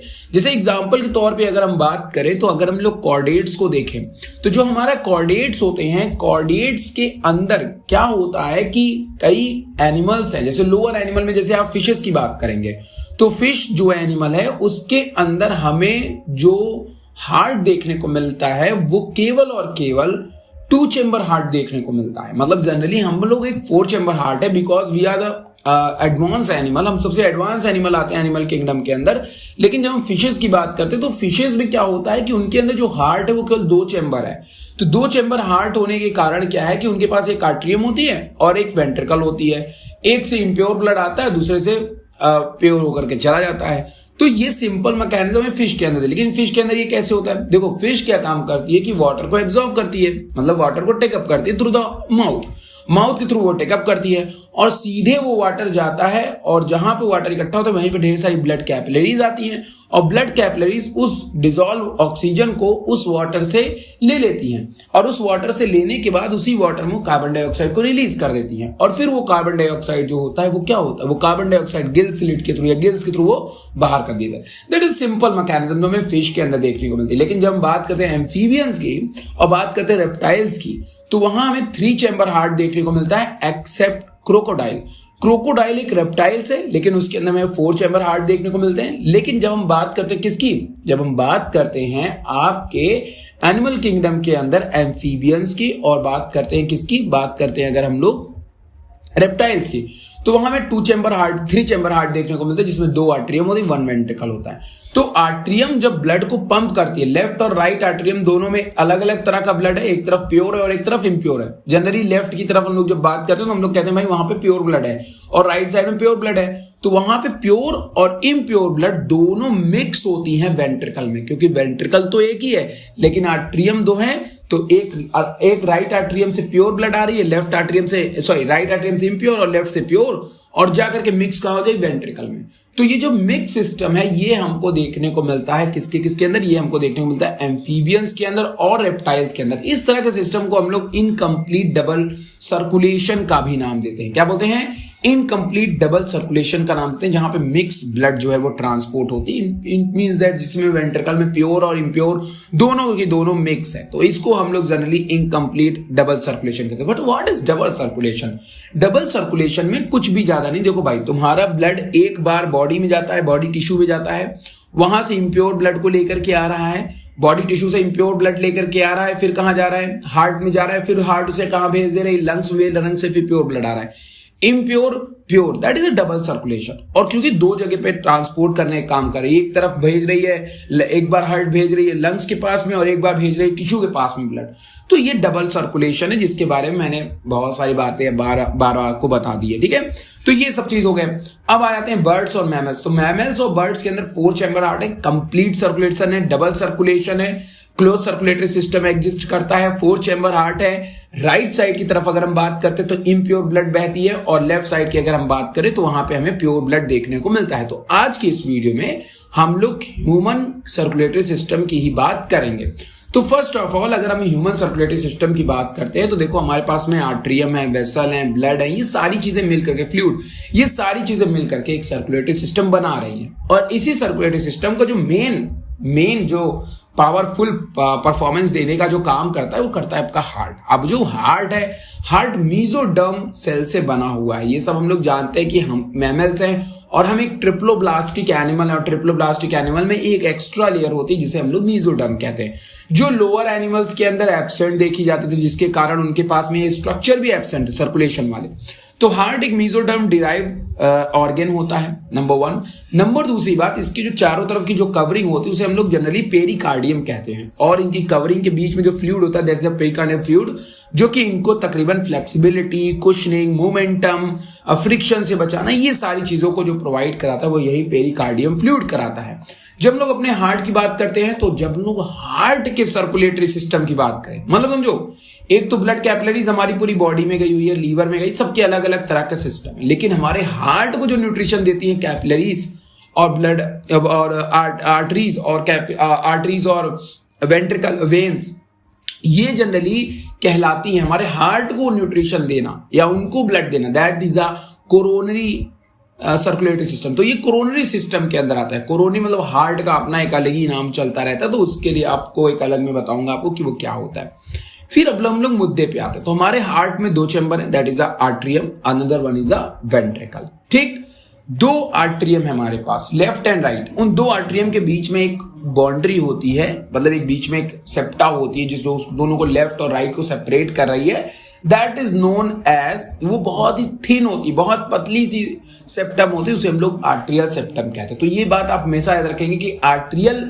सेप्टम जो होता है वो हमेशा थिन होता है। वहीं पे नीचे साइड में आएंगे तो बड़ा सा भाई 2 बड़े बड़े से जो है वो आपको देखने को मिलते हैं वेंट्रिकल। अब जो वेंट्रिकल आपको देखने को मिलता है उसके बीच में जो आपको सेप्टा देखने को मिल रही, उसे हम लोग वेंट्रिकुलर सेप्टम के नाम से, इंटरवेंट्रिकुलर सेप्टम के नाम से आते हैं, और ये थिक होती हैं। याद रखिएगा कि वेंट्रिकल में ज्यादातर चीजें जो है वो थिक है, और रीजन है क्योंकि उनको दूर तक ब्लड को पंप करना है, तो वहां पे प्रेशर भी ज्यादा एग्जर्ट होता है। ये सब चीजें आप इलेक्ट्रोकार्डियोग्राम के अंदर भी जो है वो आप पढ़ने वाले हैं, ठीक है। तो ये दोनों चीजें जो है वो थिक होती हैं और फाइब्रस टिश्यूज से जो है वो बनी हुई होती है, इसको भी आपको ध्यान में रखना है, ठीक। और यहां पे क्या होता है कि जहां पे आर्ट्रियम से वेंट्रिकल की तरफ जो ब्लड आती है, वहां पे राइट आर्ट्रियम से राइट वेंट्रिकल की तरफ जो ब्लड आती है, वहां एक वॉल्व होती है। उस वॉल्व को जनरली जो है हम लोग नाम देते हैं क्या, tricuspid valve. This tricuspid valve जो होती है वो थोड़ी मैस्कुलर फ्लैप होती है, मैस्कुलर होती है, लेकिन याद रखेगा हमारी हार्ट में जो भी वॉल्व मौजूद हैं उन सब के पास एक प्रॉपर्टी है कि वो ब्लड को कभी भी बैकफ्लो होने नहीं देती। मतलब अगर कोई ब्लड आर्ट्रियम से वेंट्रिकल में आ गया तो कभी भी वेंट्रिकल से वो ब्लड वापस आर्ट्रियम में नहीं जा सकता। ये हर एक वॉल्व की क्वालिटी है हार्ट के अंदर कि अगर कहीं से ब्लड निकल गया तो दोबारा लौट करके उसी पोर्शन या उसी जगह पे वो नहीं आने वाला है। तो इस बात को भी आप ध्यान रखेंगे। तो एक हो गया आपका right atrium and right ventricle. Right atrium और राइट वेंट्रिकल के बीच जो वॉल्व है जिससे ब्लड अंदर आती है वेंट्रिकल में, उसका नाम है ट्राइकस्पिड वॉल्व। और बगल में साइड की तरफ में जो आपकी वॉल्व होती है that is a bicuspid valve होती है, वो होती है मिट्रल वॉल्व, जिससे जो कि पाई जाती है लेफ्ट आर्ट्रियम और लेफ्ट वेंट्रिकल के बीच में। तो इनको तुम्हें थोड़ा सा ध्यान में रखना है कि कहां पे बाइकस्पिड है, कहां पे ट्राइकस्पिड है, ये सारी चीजों को आपको जनरली समझते रहना है। बाकी अगर हम हार्ट की और भी बात करते हैं तो हार्ट में क्या होता है कि उसी हार्ट में आपको 2 चीजें देखने को मिलती है, ध्यान रखिएगा। जनरली जब हम लोग बात करते हैं तो वेन्स की, वेन्स पूरी बॉडी में जो भी वेन्स है उसमें इम्प्योर ब्लड होती है। कैसी ब्लड होती है? इम्प्योर ब्लड होती है। लेकिन वो वेन्स जिसमें प्योर ब्लड होती है और वो लंग्स में पाई जाने वाली जो वेन्स होती है उनका काम बिल्कुल अपोजिट है। या लंग्स से जो वेन आ रही हैं वो होती हैं आपकी पल्मोनरी वेन, और उसमें हमेशा प्योर ब्लड होती है। याद रखिएगा, ऐसी वेन जो लंग्स के साथ कम्युनिकेट कर रही है उसमें हमेशा प्योर ब्लड रहेगा, और आर्टरीज जो लंग्स के साथ कर रही है वो हमेशा इम्प्योर ब्लड कैरी करेंगे। Pure blood it means pure blood means oxygenated blood, और impure it means deoxygenated blood. फिर से सुन लीजिए मेरी बात, हमारी पूरी बॉडी में वेन्स जो है उसमें इम्प्योर ब्लड रहती है पूरी बॉडी में, एक्सेप्ट लंग्स से जो वेन्स आती हैं उसमें हमेशा प्योर ब्लड होती हैं। Veins carry always impure blood accept pulmonary veins, and arteries carry always a pure blood accept pulmonary arteries. तो ये याद रखेगा, पल्मोनरी आर्टरीज हमेशा आपके हार्ट से लंग्स की तरफ जा रही हैं, और पल्मोनरी वेन्स हमेशा लंग्स से हार्ट की तरफ आ रही हैं। याद रखिएगा, जब भी पल्मोनरी आर्टरीज जाने वाली होती है वो आपके हार्ट के राइट साइड से राइट वेंट्रिकल से जाती है कहां पे? आपके लंग्स में, और आपके जो होता है जो पल्मोनरी वेन्स होती हैं वो आपके लंग्स से आती हैं आपके हार्ट के अंदर, जिसके बारे में अभी मैं आराम से डिटेल में आपसे बात करूंगा सर्कुलेटरी वाले में, ठीक है। तो वॉल्व को आपको ध्यान रखना है। अब यहां पे एक और वॉल्व होता है, ऐसी वॉल्व जो पल्मोनरी आर्टरीज मतलब जो राइट आर्ट्रियम से राइट वेंट्रिकल से मूव करके जा रही है। देखो डायग्राम में आपको दिख रहा होगा, राइट वेंट्रिकल से मूव करके जो जा रही, कहां पे, जो जा रही लंग्स में, उस वॉल का नाम होता है सेमिल्यूनर वॉल। और ये सेमिल्यूनर वॉल को आपको ध्यान में रखना है कि ये सेमिल्यूनर वॉल होती हैं जो ओपन, जो ब्लड को कभी वापस या बैक फ्लो हार्ट में दोबारा नहीं आने देंगी। जैसा कि मैंने कहा कि हार्ट के अंदर सभी के सभी वॉल्व ऐसे ही हैं, तो आपको सारे के सारे वॉल्व के बारे में डिटेल में पता कर लेना है। एक वॉल्व होती है जो आपकी लेफ्ट आर्ट्रियम से आयोटा की तरफ ब्लड जाती है, जो बॉडी के अंदर जानी होती है। लेफ्ट वेंट्रिकल टू आयोटा, और वो बॉडी में जाएगी तो लेफ्ट वेंट्रिकल और आयोटा के बीच में जो वॉल्व है वहां एक वॉल्व होती है, और आपकी एक वॉल्व अंदर मौजूद होती है जो कि आपके राइट वेंट्रिकल और लंग्स के बीच में जो कम्युनिकेशन वाली वॉल्व है वो आपकी सेमिल्यूनर वॉल्व, जिसे मैंने आपको बता दिया। तो हमारी जो एंटायर हार्ट होती है वो कार्डियक मसल से जो है वो बनी हुई होती है। यहाँ पे जो वेंट्रिकल की वॉल होती है वो थोड़ी थिकर होती है अगर मैं कंपेयर करूं आर्ट्रियम के मुकाबले। तो याद रखिएगा कि अब मैं जो आपको बात बताने जा रहा हूं वो बहुत ही ज्यादा इंपॉर्टेंट है। हमारे आर्ट्रियम के वॉल के ऊपर ही, हमारे आर्ट्रियम के वॉल के ऊपर ही कोने साइड में एक नोडल सेल्स पाई जाती हैं, नोडल टिश्यूज पाई जाती हैं। ये नोडल टिश्यूज बहुत इंपॉर्टेंट होती है बिकॉज हार्ट के पास में खुद के इंपल्स जनरेट करने की कैपेबिलिटी होती है, और ये कैपेबिलिटी हमारे हार्ट के पास में इन्हीं नोडल टिश्यूज से आती हैं, क्योंकि ये नोडल टिश्यूज की प्रॉपर्टी है, ये इंपल्स को जनरेट कर सकती हैं। तो ये इंपल्स को जनरेट कर सकती हैं, नर्व को कंडक्ट कर सकती हैं। इसका मतलब ये है कि इनका कुछ स्पेशल फीचर, जिसको हम लोग पेस मेकर सेल्स भी कह सकते हैं, और जनरली हम इन्हें बोलते हैं जो आर्ट्रियम के साइड के पास में नोड पाई जाती है या वो नोड होती है उसका नाम है SA नोड। वहीं पे वेंट्रिकल साइड की तरफ जो आपको नोड देखने को मिलती है उसे हम लोग AV नोड के नाम से जानते हैं। फिर सुन लीजिए मेरी बात, जो आपके आर्ट्रियम की तरफ जो नोड पाई जाती है उसे जनरली हम लोग कहते हैं SA नोड, और वो नोड जो आपकी वेंट्रिकल की तरफ पाई जाती है वो होती है AV node. But what is SA node and AV node, आइए इसके बारे में हम थोड़ा सा डिटेल में जान लेते हैं कि आखिर इनका कैसे ये काम और कैसे फंक्शन परफॉर्म करती हैं। तो सबसे पहले अगर आप हार्ट की तरफ नजर डालोगे, तो हार्ट के अंदर सबसे पहले आपको AV नोड देखने को मिले, साइनोएट्रियन नोड देखने को मिले, SA नोड, और ये पूरे के पूरे आर्ट्रियम को जो है वो कवर अप करके रखती हैं, जैसा कि आप डायग्राम में देख रहे होंगे SA नोड को, ये पूरे आर्ट्रियम। और उसके बाद में दूसरे नंबर पे आती है जो वो है आपकी एट्रियोवेंट्रिकुलर नोड, जिसका नाम है AV नोड। AV नोड जो होता है वो आपका जस्ट आर्ट्रियम और वेंट्रिकल के बीच में मौजूद है, जहां से वेंट्रिकल शुरू होती है, और जहां वेंट्रिकल आगे जाकर के शुरू होती है वो जंक्शन जहां से वो दो पार्ट में अलग होता है, वेंट्रिकल के नर्व फाइबर अलग होते हैं, उस रीजन बोलते हैं बंडल ऑफिस, और वहां से बंडल ऑफिस दो पार्ट में अलग हो जाते हैं, लेफ्ट एंड राइट। और जो सबसे किनारे की तरफ आपके जो पूरे वेंट्रिकल सबसे किनारे की तरफ जो ब्रांचेस देखने को मिलते हैं that is a पुरकिंजे fibre, and this पुरकिंजे और परकिंजे फाइबर जिनको काम होता है नर्व इंपल्स को जनरेट करना। तो अब आइए मैं इसके बारे में थोड़ा सा आपसे और डिटेल में बात कर लेता हूं। देखो क्या होता है, देखो एक है आपकी SA नोड और एक है आपकी AV नोड। हमको ये पता है कि SA नोड जब इंपल्स को जनरेट करेगी, SA नोड जब इंपल्स को जनरेट करेगी, तो इंपल्स को जनरेट करने के लिए SA नोड तो भाई पेसमेकर सेल्स ही है, वो तो इंपल्स जनरेट कर ही रही है। तो SA नोड जब प्रेशर को जनरेट करेगी तो या हार्ट को या आर्ट्रियम को सिस्टोल करेगी या कॉन्ट्रैक्ट करेगी, तो ही तो ब्लड आर्ट्रियम से कहां की तरफ आएगा, वेंट्रिकल में आएगा ना। बात समझ आ रहे हैं? तभी तो आर्ट्रियम से किधर की तरफ आएगा, वेंट्रिकल की तरफ आएगा। और वो काम कौन करा रहा है, वो काम करा रहा है SA नोड। ठीक, दोनों के दोनों आर्ट्रियम एक बार में, मतलब ऐसा नहीं कि पहले लेफ्ट वाला करेगा अगेन राइट वाला, नहीं, दोनों आर्ट्रियम में कॉन्ट्रैक्शन होगा, और दोनों आर्ट्रियम में कॉन्ट्रैक्शन कराने का काम किसका है, SA नोड का है। तो दोनों आर्ट्रियम जब कॉन्ट्रैक्ट करेंगी तो ब्लड किस में आ गया, ब्लड आ गया आपका वेंट्रिकल में।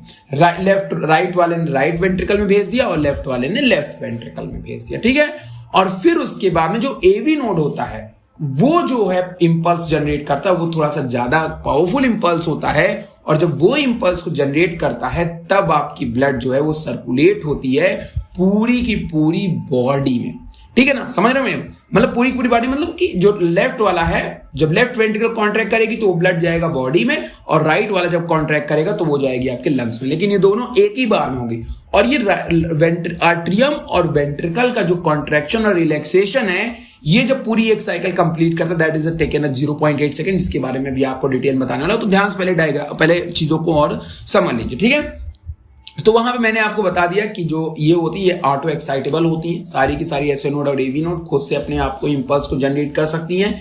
इनमें लगातार मोमेंटम होता रहता है, ये बात भी आपको हमेशा ध्यान रखना। और जब आपकी एसए नोड और एवी नोड जब इंपल्स को जनरेट करेंगी तो हार्ट रिदमिक मूवमेंट करता है, और रिदमिक मूवमेंट अगर जब हार्ट करता है तो वही चीज आपकी 70 या 72 टाइम जो आप लोग बीट को सुनते हो वही चीज है। ठीक है ना, अब हम लोग जो बात करने वाले, बहुत सुकून से बात करने वाले हैं किसके बारे में, कार्डियक साइकिल के बारे में।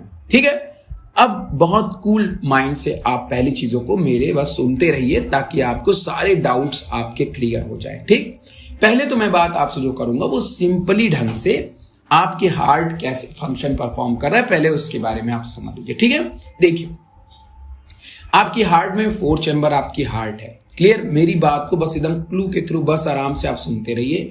आपकी हार्ट जो है वो 4 चैम्बर हार्ट है। क्लियर, ये 4 चैम्बर हार्ट में आपकी राइट आर्ट्रियम है और आपकी लेफ्ट आर्ट्रियम है।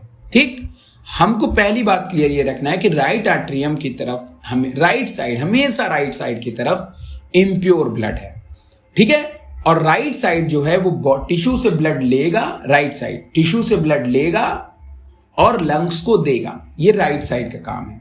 और लेफ्ट साइड का काम है लंग्स से ब्लड को लेगा और टिश्यू को ब्लड देगा, ये लेफ्ट साइड का काम है। क्लियर, तो जब टिश्यू से ब्लड आया हार्ट में, that is through superior and inferior vena cava. ठीक है, इसके थ्रू सबसे पहले ब्लड किस में आ गया, आर्ट्रियम में आ गया। क्लियर, इतनी बात है, इसमें तो कोई डाउट नहीं है। जब आर्ट्रियम में ब्लड आ गया, अब आर्ट्रियम में ब्लड आने के बाद दोनों आर्ट्रियम में, इधर की तरफ किससे आया ब्लड, इधर की तरफ टिश्यू से आ गया राइट आर्ट्रियम में, और उधर लंग्स से आ गया लेफ्ट आर्ट्रियम में। अभी दोनों आर्ट्रियम के अंदर ब्लड फिल हो चुका है। लेफ्ट साइड वाला लंग्स के ब्लड को कैरी किया है, और राइट साइड वाला किसको कैरी किया है, राइट साइड वाला कैरी किया है आपके टिश्यूज के ब्लड को। ठीक, दोनों में। ठीक है ना, एक तरफ right side deoxygenated, left side oxygenated. Clear, अब उसके बाद क्या हुआ कि जो एसए नोड है, जो आपकी आर्ट्रियम में एसए नोड है, उनमें इंपल्स जनरेट होता है, और वो इंपल्स के जनरेट होने से कॉन्ट्रैक्शन होती है हार्ट में, और इसके वॉल्व ओपन हो जाते हैं। जब इसके वॉल्व ओपन होते हैं, आपके दोनों आर्ट्रियम के वॉल्व ओपन होंगे, tricuspid valve, bicuspid valve open होंगे। अब जो आपका ब्लड है वो दोनों आर्ट्रियम का ब्लड वेंट्रिकल के अंदर जाना शुरू कर देगा। जब वो वेंट्रिकल के अंदर ब्लड आराम से आता जाएगा, धीरे धीरे आर्ट्रियम जो है वो रिलैक्स होना शुरू कर देगी। ठीक, जैसे ही ब्लड आपके आर्ट्रियम में आता है, वहां पे मौजूद होती है एवी नोड। अब जो एवी नोड आपकी है वो यहां पे क्या काम करेगी, इंपल्स जनरेट करेगी एवी नोड। और एवी नोड के फाइबर्स तो आपने देखा कि पूरे के पूरे वेंट्रिकल पे फैले हुए हैं, तो जबरदस्त कॉन्ट्रैक्शन होता है एवी नोड के अंदर। और जो लेफ्ट साइड का, एक ही साथ दोनों वेंट्रिकल में होगा, जो लेफ्ट साइड वाला, जो राइट साइड वाला ब्लड है, राइट साइड वाला इम्प्योर, वो सेमिलुनर वॉल से होते हुए चला जाएगा कहां पे, वो चला जाएगा आपके कहां पे, लंग्स में। और जो आपका लेफ्ट साइड वाला जिसके पास ऑलरेडी ऑक्सीजन है, वो चला जाएगा आयोटा के थ्रू होते हुए पूरी बॉडी में। दैट इज द केस जो कि पूरे हार्ट के अंदर हो रहा है। ठीक है, अब वो ब्लड गई टिश्यूज के पास में गई, और दूसरी वाली जो जो राइट वाली थी वो लंग्स के पास गई प्योर होने के लिए, और जो लेफ्ट वाली थी वो चली गई टिश्यू के पास ऑक्सीजन देने के लिए। तो अब लेफ्ट वाली दोबारा से राइट साइड में आएगी, और राइट साइड वाली दोबारा लेफ्ट में आएगी। तो इस तरीके से पूरा का पूरा एक सर्कुलेटरी सिस्टम आपको देखने को मिल गया। तो आर्ट्रियम का सिस्टोल हुआ और डायस्टोल हुआ, तो दैट्स इज द केस जो आपको हमेशा ध्यान में रखना है। ठीक है, याद रखिएगा कि मैंने आपको पहले ही बता दिया कि जो ब्लड है वो कभी भी बैक फ्लो नहीं कर सकती है, तो इस बात को भी आपको ध्यान में हमेशा रखना है। अब जो मैं बात आपको बताने जा रहा हूं उसमें आपको 3 चीजें देखने को मिलेंगी। नंबर 1 जो बात आपको उसमें क्लियर होगा कॉन्सेप्ट, वो क्लियर होगा आपका आर्ट्रियम का कॉन्सेप्ट, मतलब एसओ नोड और एवी नोड का कॉन्ट्रैक्ट क्लियर होगा कॉन्सेप्ट पूरा, हार्ट कैसे कर रही वो कॉन्सेप्ट पूरा क्लियर होगा। सब कुछ चीजें अब आपको एक सिंगल डायग्राम से मैं बताने जा रहा हूं, इसलिए बहुत ही ध्यान से, बहुत ही सुकून से इस वाले चीज को बहुत ही अच्छे से देखेंगे, तो आपको सारी बातें जो होंगी वो पूरी तरीके से ये बातें आपको क्लियर हो जाएंगी। तो बहुत इत्मीनान से इस वीडियो को अब आप देखते रहेंगे। ये बहुत ही अच्छा एक एनिमेशन में आपके लिए लेकर के आया हूं, तो इसको आइए हम लोग थोड़ा सा डिस्कस करते हैं, मजा आएगी आपको इस एनिमेशन के अंदर। ठीक, रुके रहिएगा थोड़ा सा, हाँ फुल स्क्रीन में कर लेता हूं। Okay, now this, look at this diagram. यहां पे आपके सामने पूरा का पूरा एक हार्ट आपको देखने को मिल रहा है। ये दोनों चैम्बर जो हैं ये आपके आर्ट्रियम है। आपको जो लेफ्ट साइड वाली देखने को मिल रही ब्लू ब्लड देखने को मिल रही है, ये इम्प्योर ब्लड है, और रेड ब्लड जो देखने को मिल रही है ये प्योर ब्लड है। क्लियर, इतनी बातें क्लियर है।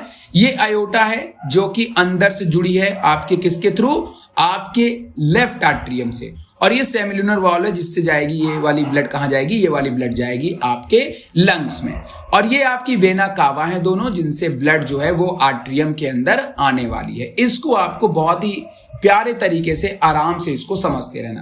तो मैं धीरे धीरे करके एक एक स्टेप आगे बढ़ाता जाऊंगा। और देखिए ये वाला जो आप देख रहे हैं इसी को हम लोग इलेक्ट्रोकार्डियोग्राम कहते हैं, जिसको डॉक्टर देखता है।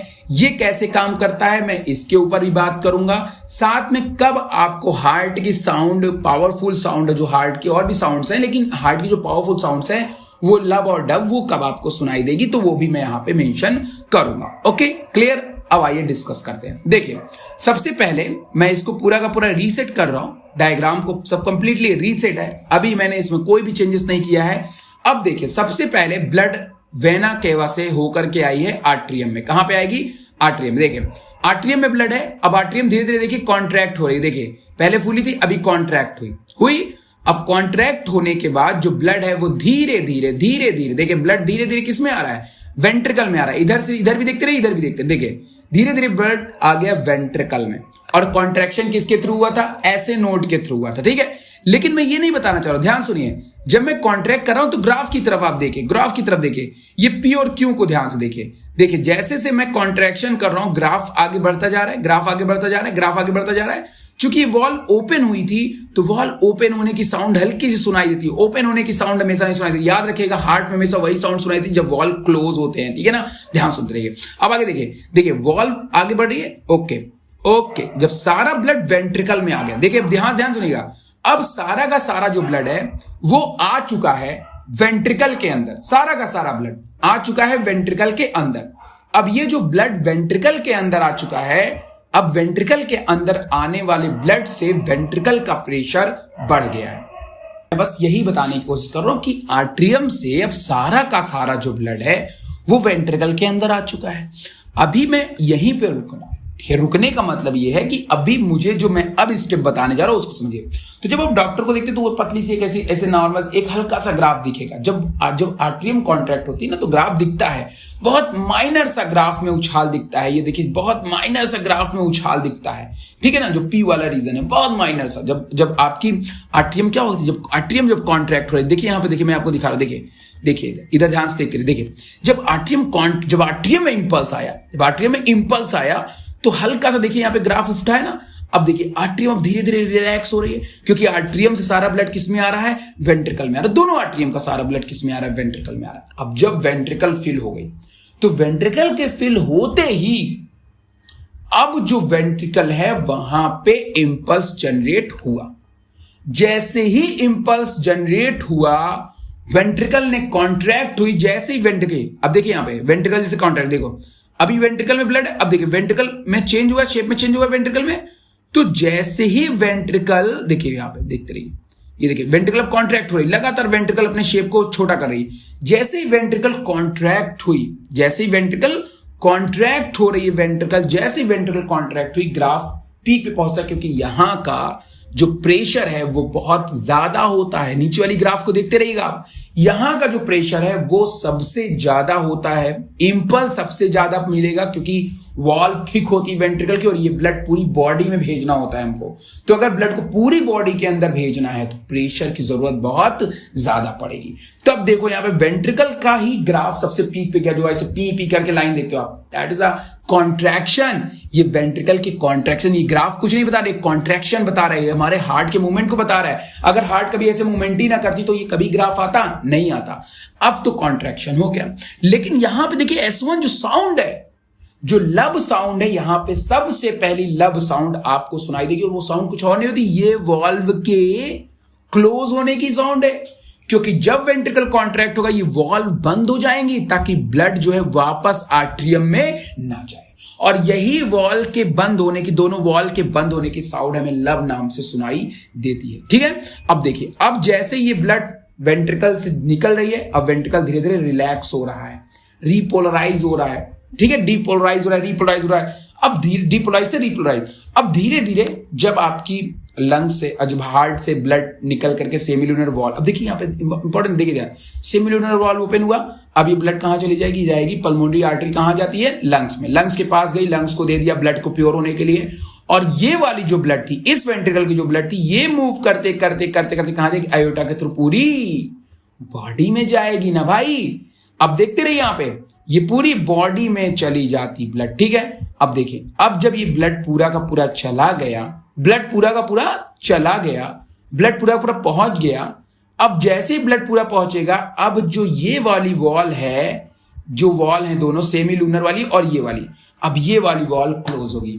और जैसे ये वाली वॉल क्लोज होगी, दोबारा हमें डब की साउंड सुनाई देगी, जो S2 साउंड है वो अभी हमें सुनाई दे रही। तो S2 साउंड होती है सेमीलुनर वॉल, जो आपकी ये दोनों वॉल हैं, जो आयोटा और जो लंग्स के पास जाने वाली वॉल हैं, वो जब क्लोज होती हैं तो उसका साउंड प्रोड्यूस होता है डब। और जो आपकी आर्ट्रियोवेंट्रिकुलर वॉल्व हैं, बाइकस्पिड ट्राइकस्पिड, वो जब क्लोज होती है तो वहां की साउंड है लब। ये साउंड है। और जो यहां पे मैंने आपने देखा जो ग्राफ जो कॉन्ट्रैक्शन को बता रहा है, ये ग्राफ जो हल्का सा पी वाला है, ये आर्ट्रियम के कॉन्ट्रैक्शन को दिखाता है, और QRS जो है वो वेंट्रिकल के कॉन्ट्रैक्शन को दिखाता है। And that is a electrocardiogram. जब ये लाइन फ्लैट हो जाती है, इसका मतलब आपकी हार्ट रिदमिक मूवमेंट करना अब बंद कर चुकी है। तो look at this diagram, amazing diagram है। और ये पूरी साइकिल को कंप्लीट होने में 0.8 सेकेंड का समय लगता है। इट मींस 1 मिनट के अंदर तकरीबन 70 से 75 बार आपकी जो हार्ट है वो इस साइकिल को कंप्लीट करती है। ये बात आप याद रखिएगा, ठीक है। आई होप आपको इस वीडियो में मैंने काफी कुछ चीजों को बता दिया है। आपको वीडियो जरूर पसंद आएगा, उम्मीद है तो। और याद रखिएगा, जितने भी डायग्राम हैं इसको क्लियरली आप देख लीजिएगा, वॉच कर लीजिएगा, क्योंकि ये सभी डायग्राम्स बहुत इंपॉर्टेंट गाइस। और जो भी आपको इसमें डाउट है मुझे बताइएगा, मैं उसे अगले वीडियोस में और सॉल्व करूंगा। तब तक के लिए बाय बाय, गुड नाइट, अपना ख्याल रखिएगा, चलता हूं।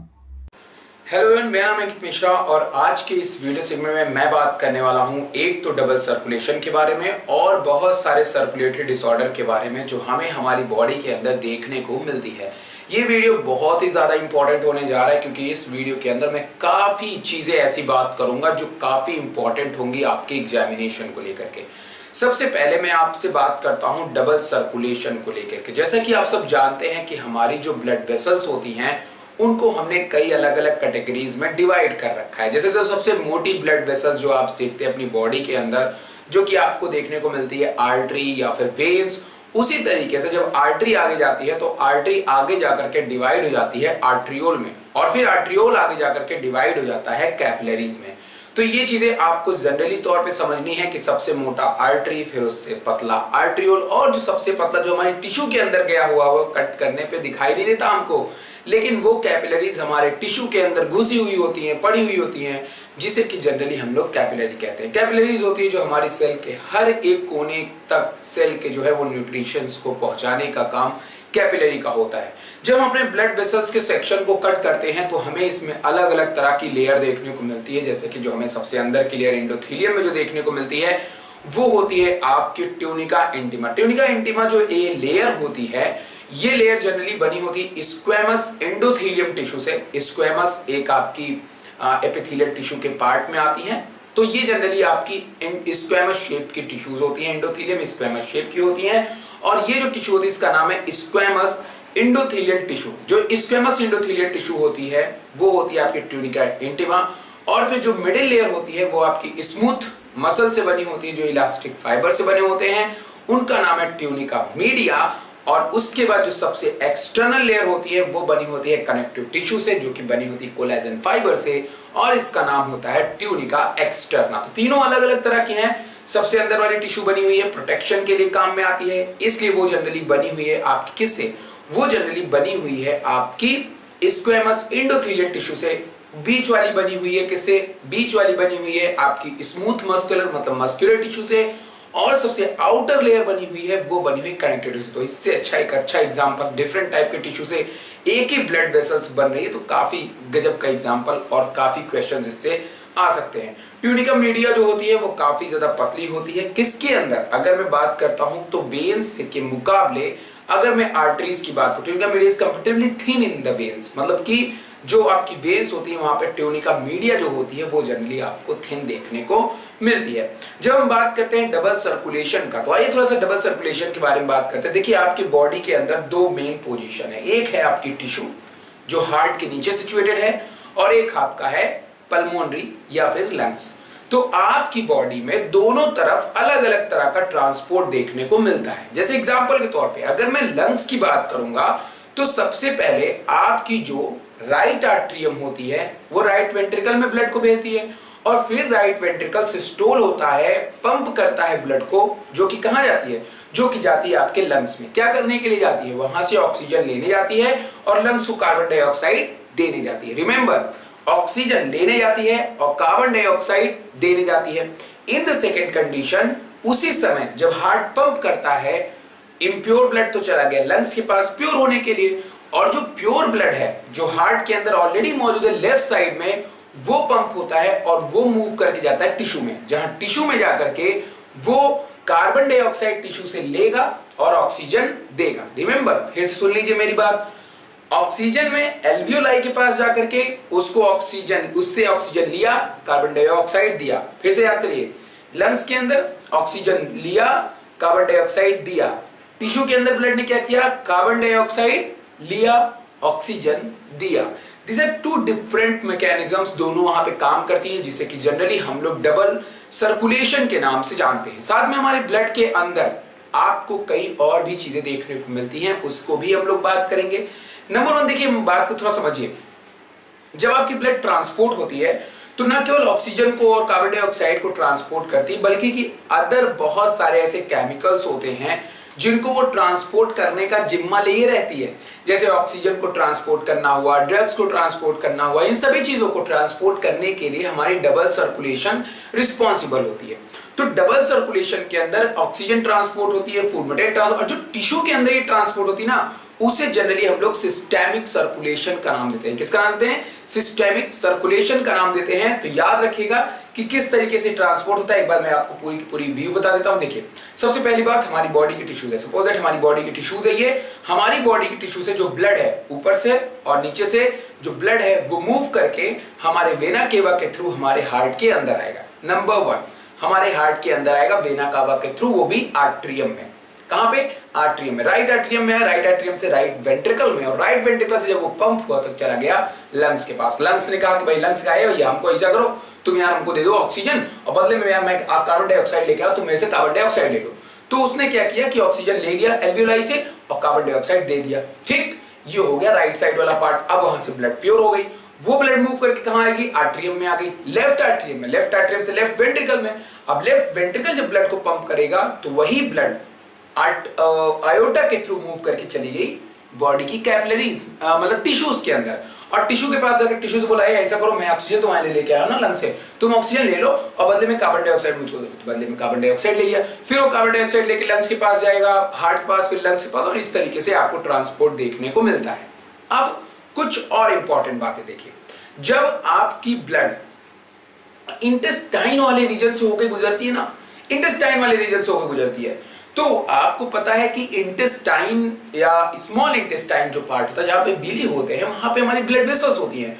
वो ब्लड वेसल्स क्या काम करती हैं कि इंटेस्टाइन से जो भी इंपॉर्टेंट सब्सटेंसेस है जैसे कि ग्लूकोज है, अमीनो एसिड है, विटामिन्स है, उनको वहां से एब्जॉर्ब किया। वो इंपॉर्टेंट सब्सटेंसेस को एब्जॉर्ब करते वक्त बहुत सारे हार्मफुल कंपोनेंट जैसे कि आपका यूरिक एसिड, आप जनरली यूरिक एसिड हम नहीं जानते हैं, बट आप ध्यान रखिएगा यूरिया हो गया या यूरिया को बनाने वाले जो भी कंपाउंड्स हो गए, वो सभी चीजें harmful chemical, harmful nitrogenous waste भी आपकी ब्लड कैरी कर लेती है। मतलब यूजफुल के साथ में हार्मफुल चीजें भी वो क्या कर लेती है, सब्सटेंसेस को भी वो कैरी कर लेती है। अब उसको कैरी तो कर लिया, अब ब्लड में हार्मफुल चीज भी है और यूजफुल चीज भी है। अब उस हार्मफुल चीज को ब्लड क्या करेगी, ब्लड करेगी क्या उस चीज को, तो ब्लड उसको लेकर के पहुंच गई कहां पे, ब्लड उसको लेकर के पहुंच गई डाइजेस्टिव ट्रैक्ट से लेती हुई पहुंच गई लीवर के पास में।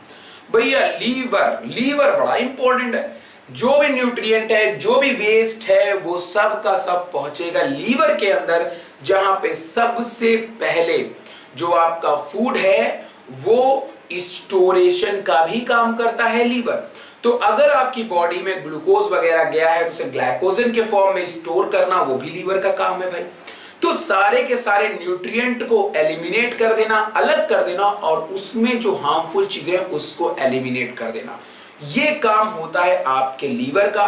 और लीवर के अंदर जो भी ब्लड वेसल्स डाइजेस्टिव ट्रैक्ट से लीवर के अंदर फूड मटेरियल या फिर हार्मफुल केमिकल को लेके जा रही है, उसी चीज को हम लोग कहते हैं हेपेटिक पोर्टल सिस्टम। तो हेपेटिक पोर्टल सिस्टम में हमने अपने बॉडी को क्यों भेजा, हमने अपने न्यूट्रिएंट को क्यों भेजा, ताकि उससे हार्मफुल चीजें अलग हो जाएं, जो भी एक्स्ट्रा ग्लूकोज वगैरह हैं वो क्या हो जाएं, वो सभी के सभी स्टोर हो जाएं, क्योंकि हमारी बॉडी में ग्लूकोज कई फॉर्म में स्टोर देखने को मिलता है। आप अगर बात करेंगे अपने टिश्यूज के अंदर, वहां एडिपोज टिश्यूज भी है, तो अलग अलग बॉडी लोकेशंस में हमें अलग अलग तरीके से ग्लूकोज का स्टोरेशन देखने को मिल जाता है। तो ये हो गया आपका हेपेटिक पोर्टल सिस्टम। तो यहां पर लिखा है hepatic portal vein carry blood from intestine to the liver before it deliver to systemic. तो अगर आपकी बॉडी में जो पहले ब्लड पूरे टिश्यू के अंदर जा रही है, वो पहले टिश्यू में नहीं जाती है, पहले वो आपके लीवर में जाएगी, उससे जो हार्मफुल चीजें हैं वो एलिमिनेट हो जाएंगी और तब वो पूरी बॉडी में सर्कुलेट होगी। उसी तरीके से मैंने आपको लास्ट टाइम वीडियो में बताया था कि आपकी हार्ट को भी न्यूट्रिशन चाहिए। तो अगर आपकी हार्ट को न्यूट्रिशन चाहिए तो उसके लिए हार्ट का अपना एक सर्कुलेटरी सिस्टम होता है जिसका नाम है कोरोनरी सिस्टम। इसका अपना वेन होगा, इसकी अपनी आर्टरीज होगी, जहां पे जो न्यूट्रिशंस वगैरह है वो जाएगा। इसी को हम लोग जनरली बोलते हैं कार्डियक मस्कुलेचर, ठीक है ना। तो इस बात को भी आपको हमेशा ध्यान में रखना है। होपफुली डबल सर्कुलेशन का ये टॉपिक आपको समझ में आ गया होगा। अब मैं जिसके बारे में बात करने चल रहा हूं वो और भी ज्यादा इंपॉर्टेंट है। अब मैं आपसे बात करने जो चल रहा हूं वो है हमारी डिजीज से रिलेटेड। बहुत मुश्किल और बहुत कॉम्प्लिकेटेड नहीं बनाऊंगा, सिंपली वे में आपको चीजों को समझाता चला जाऊंगा। देखिए क्या होता है कि हमारी बॉडी के अंदर या हमारी हार्ट में एक केस होता है जिसे हम लोग जनरली हाई ब्लड प्रेशर या फिर हाइपरटेंशन का नाम देते हैं। बट ये हाई ब्लड प्रेशर या हाइपरटेंशन है क्या? जब आपकी जो हार्ट है, जो आपके हार्ट का जो प्रेशर है, बीपी है आपका, लेकिन ये बीपी है क्या? बीपी कैसे नापेंगे भाई? दरअसल आपकी हार्ट जो होती है वो ब्लड को जब पंप करती है तो वो आर्टरीज के ऊपर या वेसल्स के ऊपर प्रेशर डालती है। जब हम उसी प्रेशर को मेजर करते हैं तो उस प्रेशर में दो प्रेशर होता है। एक वो प्रेशर जो हमारी हार्ट पंप करती है, मतलब सिस्टोल होती है, और एक वो प्रेशर जब हमारी हार्ट रिलैक्स होती है। जब हमारी हार्ट ब्लड को पंप करेगी तो हमारे वेसल्स पे प्रेशर ज्यादा लगेगा, और जब ब्लड पे प्रेशर, जब वेसल पे प्रेशर ज्यादा लगेगा तो भैया डॉक्टर यहाँ पे बांधता है, क्या बोलते हो उसको, कोई बताएगा? उसको क्या बोलते हैं?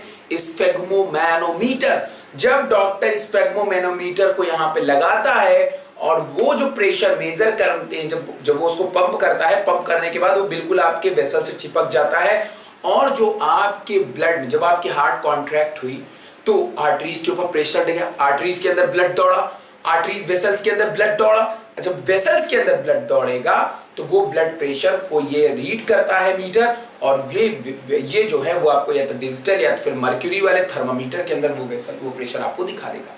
वही प्रेशर अगर मान लीजिए वो प्रेशर 120 है, मतलब जब हार्ट कॉन्ट्रैक्ट हुआ तब प्रेशर नापा तो 120 था, लेकिन उसी क्षण हार्ट रिलैक्स हुआ तो प्रेशर घट के 80 हो गया। इट मीन्स दैट आपका हार्ट रेट नॉर्मल है। हमारी घड़ियों में वैल्यू 93, 92 से करके दिखा देता है, that is the average value of मतलब जो सिस्टोल कंडीशन और डायस्टोल का मिडिल पोर्शन दिखा देता है हमारी घड़ियों के अंदर। तो घड़ियों में कंफ्यूज होते हैं, 92, 94 है तो मतलब आपका जो ब्लड प्रेशर है वो सही है।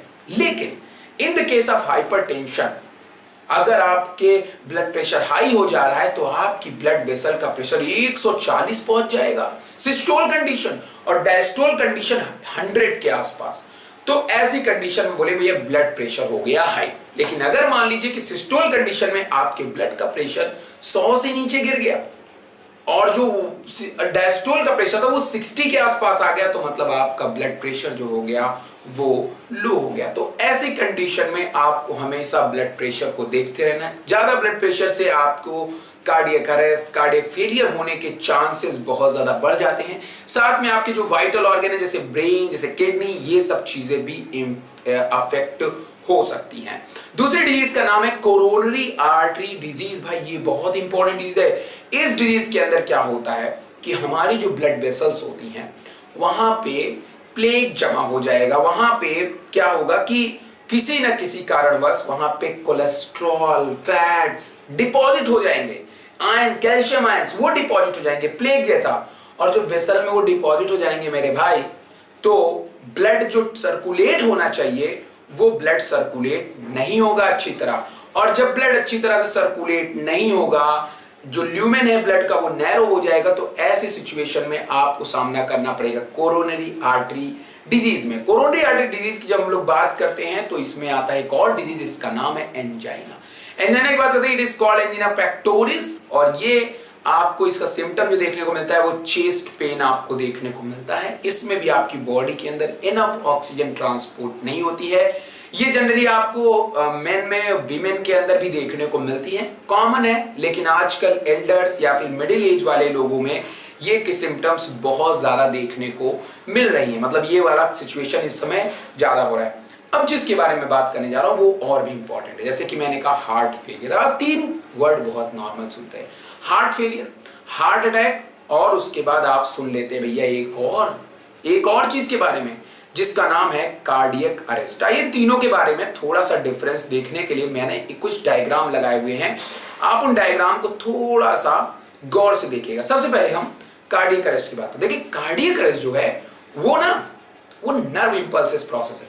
अगर आपकी नोडल टिश्यू अच्छे से परफॉर्म ना करे, अगर आपकी टिश्यू निर्दमिक मूवमेंट ना करे, अगर आपकी टिश्यू में अच्छे से इंपल्स जनरेट ना हो, तो आपकी ब्लड पंप नहीं कर पाएगी, आपका जो हार्ट है वो रिदमिक मूवमेंट नहीं कर पाएगा, रिजल्टेंट आपकी बॉडी में इनफ चीजें ट्रांसपोर्ट नहीं हो पाएंगी।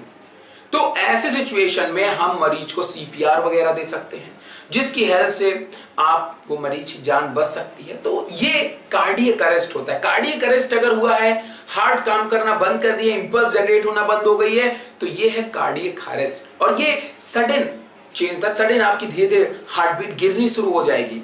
तो ये कंडीशन आपको देखने को मिलता है किसमें, कार्डियक अरेस्ट में। लेकिन in the case of heart attack जो होता है वो आपकी कोरोनरी आर्टरीज, मतलब आपकी जो हार्ट की आर्टरीज है, हार्ट की आर्टरीज की मैं बात कर रहा हूं, हार्ट के अंदर मतलब जो हार्ट का सर्कुलेटरी सिस्टम है उसमें जाने वाली जो आर्टरीज है, कोरोनरी आर्टरीज वो ब्लॉक कर जाए, किसी कारण उसमें प्लेग जमा हो जाए। तो ऐसे सिचुएशन में क्या होगा कि चेस्ट पेन तो होना शुरू हो जाएगा, नंबर 1। नंबर दूसरी जो बात आएगी वो ये आएगी कि इनफ ऑक्सीजन वगैरह ट्रांसपोर्ट नहीं होगा। तो ऐसा ना होने पे आपको हार्ट अटैक होने की संभावना बढ़ जाती है। लेकिन what is cardiac arrest? Cardiac arrest में क्या होता है कि जो आपकी ब्लड है, जिस इफिशियंसी से पंप होना चाहिए ब्लड, उतनी इफिशियंसी से ब्लड पंप ना हो। अब ऐसे के लिए बहुत सारी सिचुएशन है। अगर कोई डायबिटिक पेशेंट है, उसके ब्लड में शुगर लेवल का ज्यादा हो जाना, तो ये सारी वो सिचुएशन है, स्मोकिंग ज्यादा करना, ये सारी वो सिचुएशंस है जिनसे हार्ट फेलियर होने के चांसेस बढ़ जाते हैं। यही थी आज के इस वीडियो के अंदर पूरा का पूरा मैंने आपको समराइज करके अच्छे से बताया। अगर आपको ये वीडियो पसंद है तो वीडियो को लाइक करिएगा, और अगर आप ये सारे कंटेंट को 1 वर्ड लाइन वाइज क्वेश्चन के साथ में देखना चाहते हैं तो आप मेरी बुक हैंडबुक विधान बायोलॉजी, विधान हैंडबुक बायोलॉजी पार्ट 1 और पार्ट 2 को परचेज कर सकते हैं, जिससे आप अपनी नीट 11th और 12th सब की प्रिपरेशन एक ही बुक से कर सकते हैं। वो आपके लिए रिमेंबर करने के लिए एक माइंड मैप का भी काम करेगी। साथ में अगर आप नए हैं और पहली बार मेरे वीडियो को देख रहे हैं तो आप याद रखें कि मेरा एक ऐप है जिसका नाम है विधान बायोलॉजी, जो कि आपको गूगल प्ले स्टोर पे मिलेगा, जिसमें हर रात आपके लिए क्विज रखे जाते हैं, आपके परफॉर्मेंस को मेजर किया जाता है और आपको गाइड भी किया जाता है। तो होपफुली आपको वीडियो पसंद आया है। वीडियो को लाइक करिएगा, ऐप को डाउनलोड कर लीजिएगा ताकि ऐसे इंटरेस्टिंग वीडियो आपको मिलते हैं। तब तक के लिए bye bye, good night, thank you.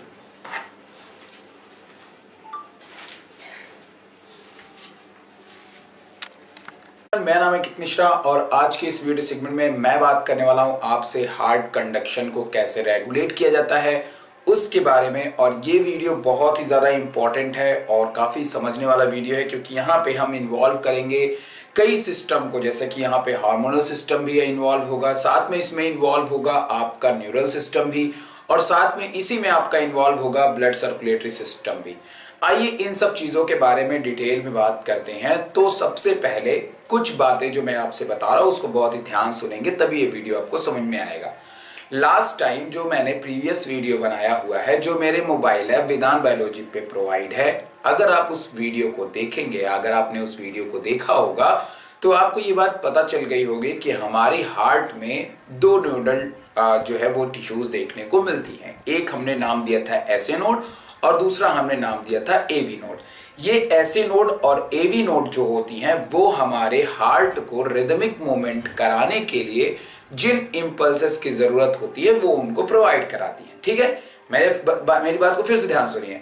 SA node और एवी नोड जो है वो आर्ट्रियम और वेंट्रिकल को रिस्पेक्टिवली जो है वो क्या करने के लिए उसको इम्पल्स जनरेट करती हैं, मूवमेंट करने के लिए, रिलैक्सेशन और सिस्टोल या डायस्टोल करने के लिए एक रिदमिक मूवमेंट प्रोवाइड कराने का काम वो नोडल टिश्यू का होता है।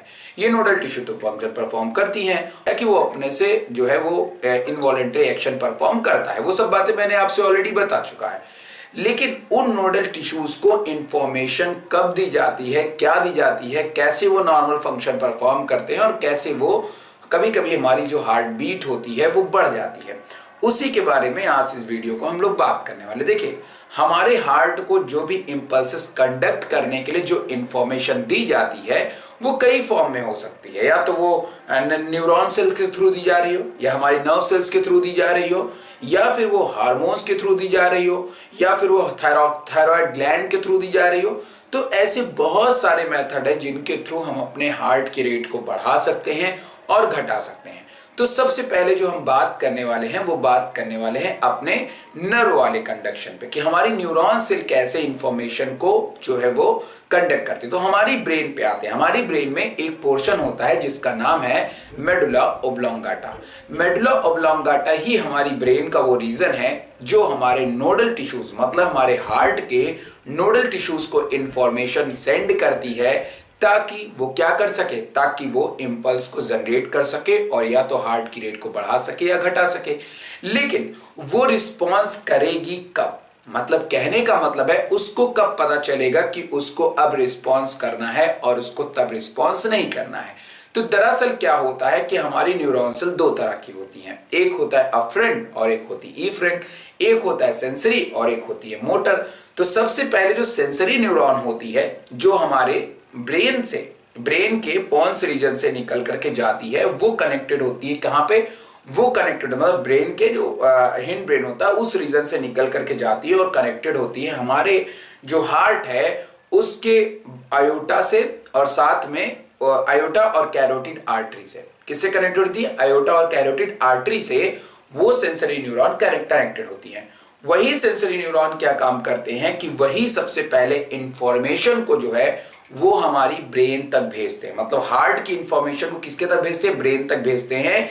और वो इंफॉर्मेशन में क्या होगा? उस इंफॉर्मेशन में होगा कि कब हार्ट की रेट को बढ़ाना है और कब हार्ट की रेट को घटाना है। ठीक है, अब उस कंडीशन में क्या होता है, तब जाकर के आपके ब्रेन ने, सेंसरी न्यूरॉन ने इंफॉर्मेशन दे दिया, उन्होंने, ब्रेन ने इंफॉर्मेशन ले लिया, अब ब्रेन उसके ऊपर क्या करेगी? रिस्पॉन्स करेगी। तो रिस्पॉन्स करने के लिए जो हमारा मेडुला ओब्लोंगाटा होता है वो दो तरह से रिस्पॉन्स करता है, एक होता है पैरासिम्पैथेटिक और एक होता है sympathetic. Parasympathetic and sympathetic nerve जो होते हैं ये आपके एएनएस के पार्ट होते हैं, मतलब ऑटोनॉमस नर्वस सिस्टम के पार्ट होते हैं। ये ऑटोमेटिकली जो है ये हमारी कंट्रोल में नहीं होते हैं।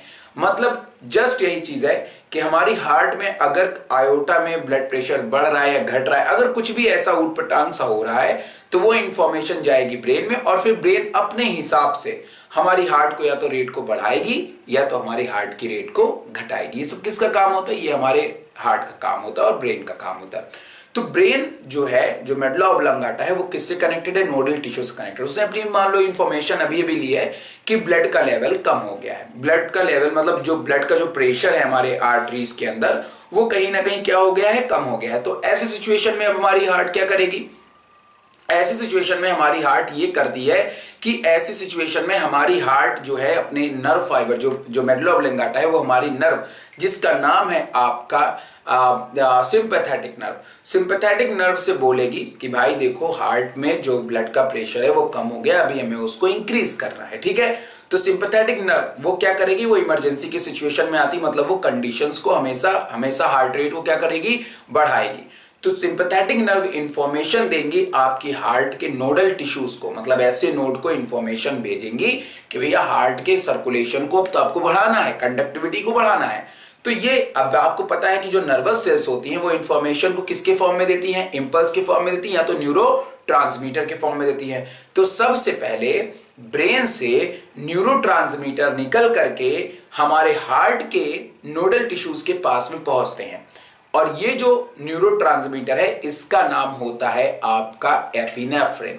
एपिनेफ्रिन जो न्यूरोट्रांसमीटर होता है वो हमारी हार्ट रेट को बढ़ाने के लिए जाना जाता है। इस बात को आपको ध्यान में रखना है, यही चीज आपको समझनी है। ठीक है, तब जाकर के वो न्यूरोट्रांसमीटर हार्ट पे पहुंचता है और हार्ट अपने स्पीड को या फिर अपने कंडक्टिविटीज को या फिर अपने रेगुलेशंस को या वह तो फिर वो अपने अमाउंट को, मतलब जो उसको बीट करने का जो अमाउंट है वो बढ़ सकता है, दैट इज 150 तक हो जा सकता है पर मिनट के हिसाब से। ठीक है, अब मान लो हार्ट भाई अपने सर्कुलेशन को बढ़ा चुका है, कंडक्टिविटी उसके अंदर बहुत तेजी से हो चुकी है। अब उस कंडक्टिविटी मतलब हार्ट के अंदर अब सारी चीजें या आयोटा में प्रेशर बहुत ज्यादा पड़ रहा है, तो ऐसी सिचुएशन में अब हार्ट अपने आप को कंट्रोल करेगी। सिचुएशन खत्म हो गई, इमरजेंसी सिचुएशन खत्म हो गई है। अब जो आपकी सेंसरी न्यूरॉन है वो इंफॉर्मेशन दोबारा से भेजेगी आपकी ब्रेन के पास में कि भैया देखो नॉर्मल कंडीशन है, अभी हार्मोन्स वगैरह भी रिलीज होना बंद हो गया है, तो ऐसा काम करो कि अभी तुम्हें नॉर्मल होना है। तब आपकी ब्रेन जो है मतलब medulla oblongata information parasympathetic nerve के थ्रू जाती है कि अब हमें ब्रेन को नॉर्मल कंडीशन में रिलैक्स करना है।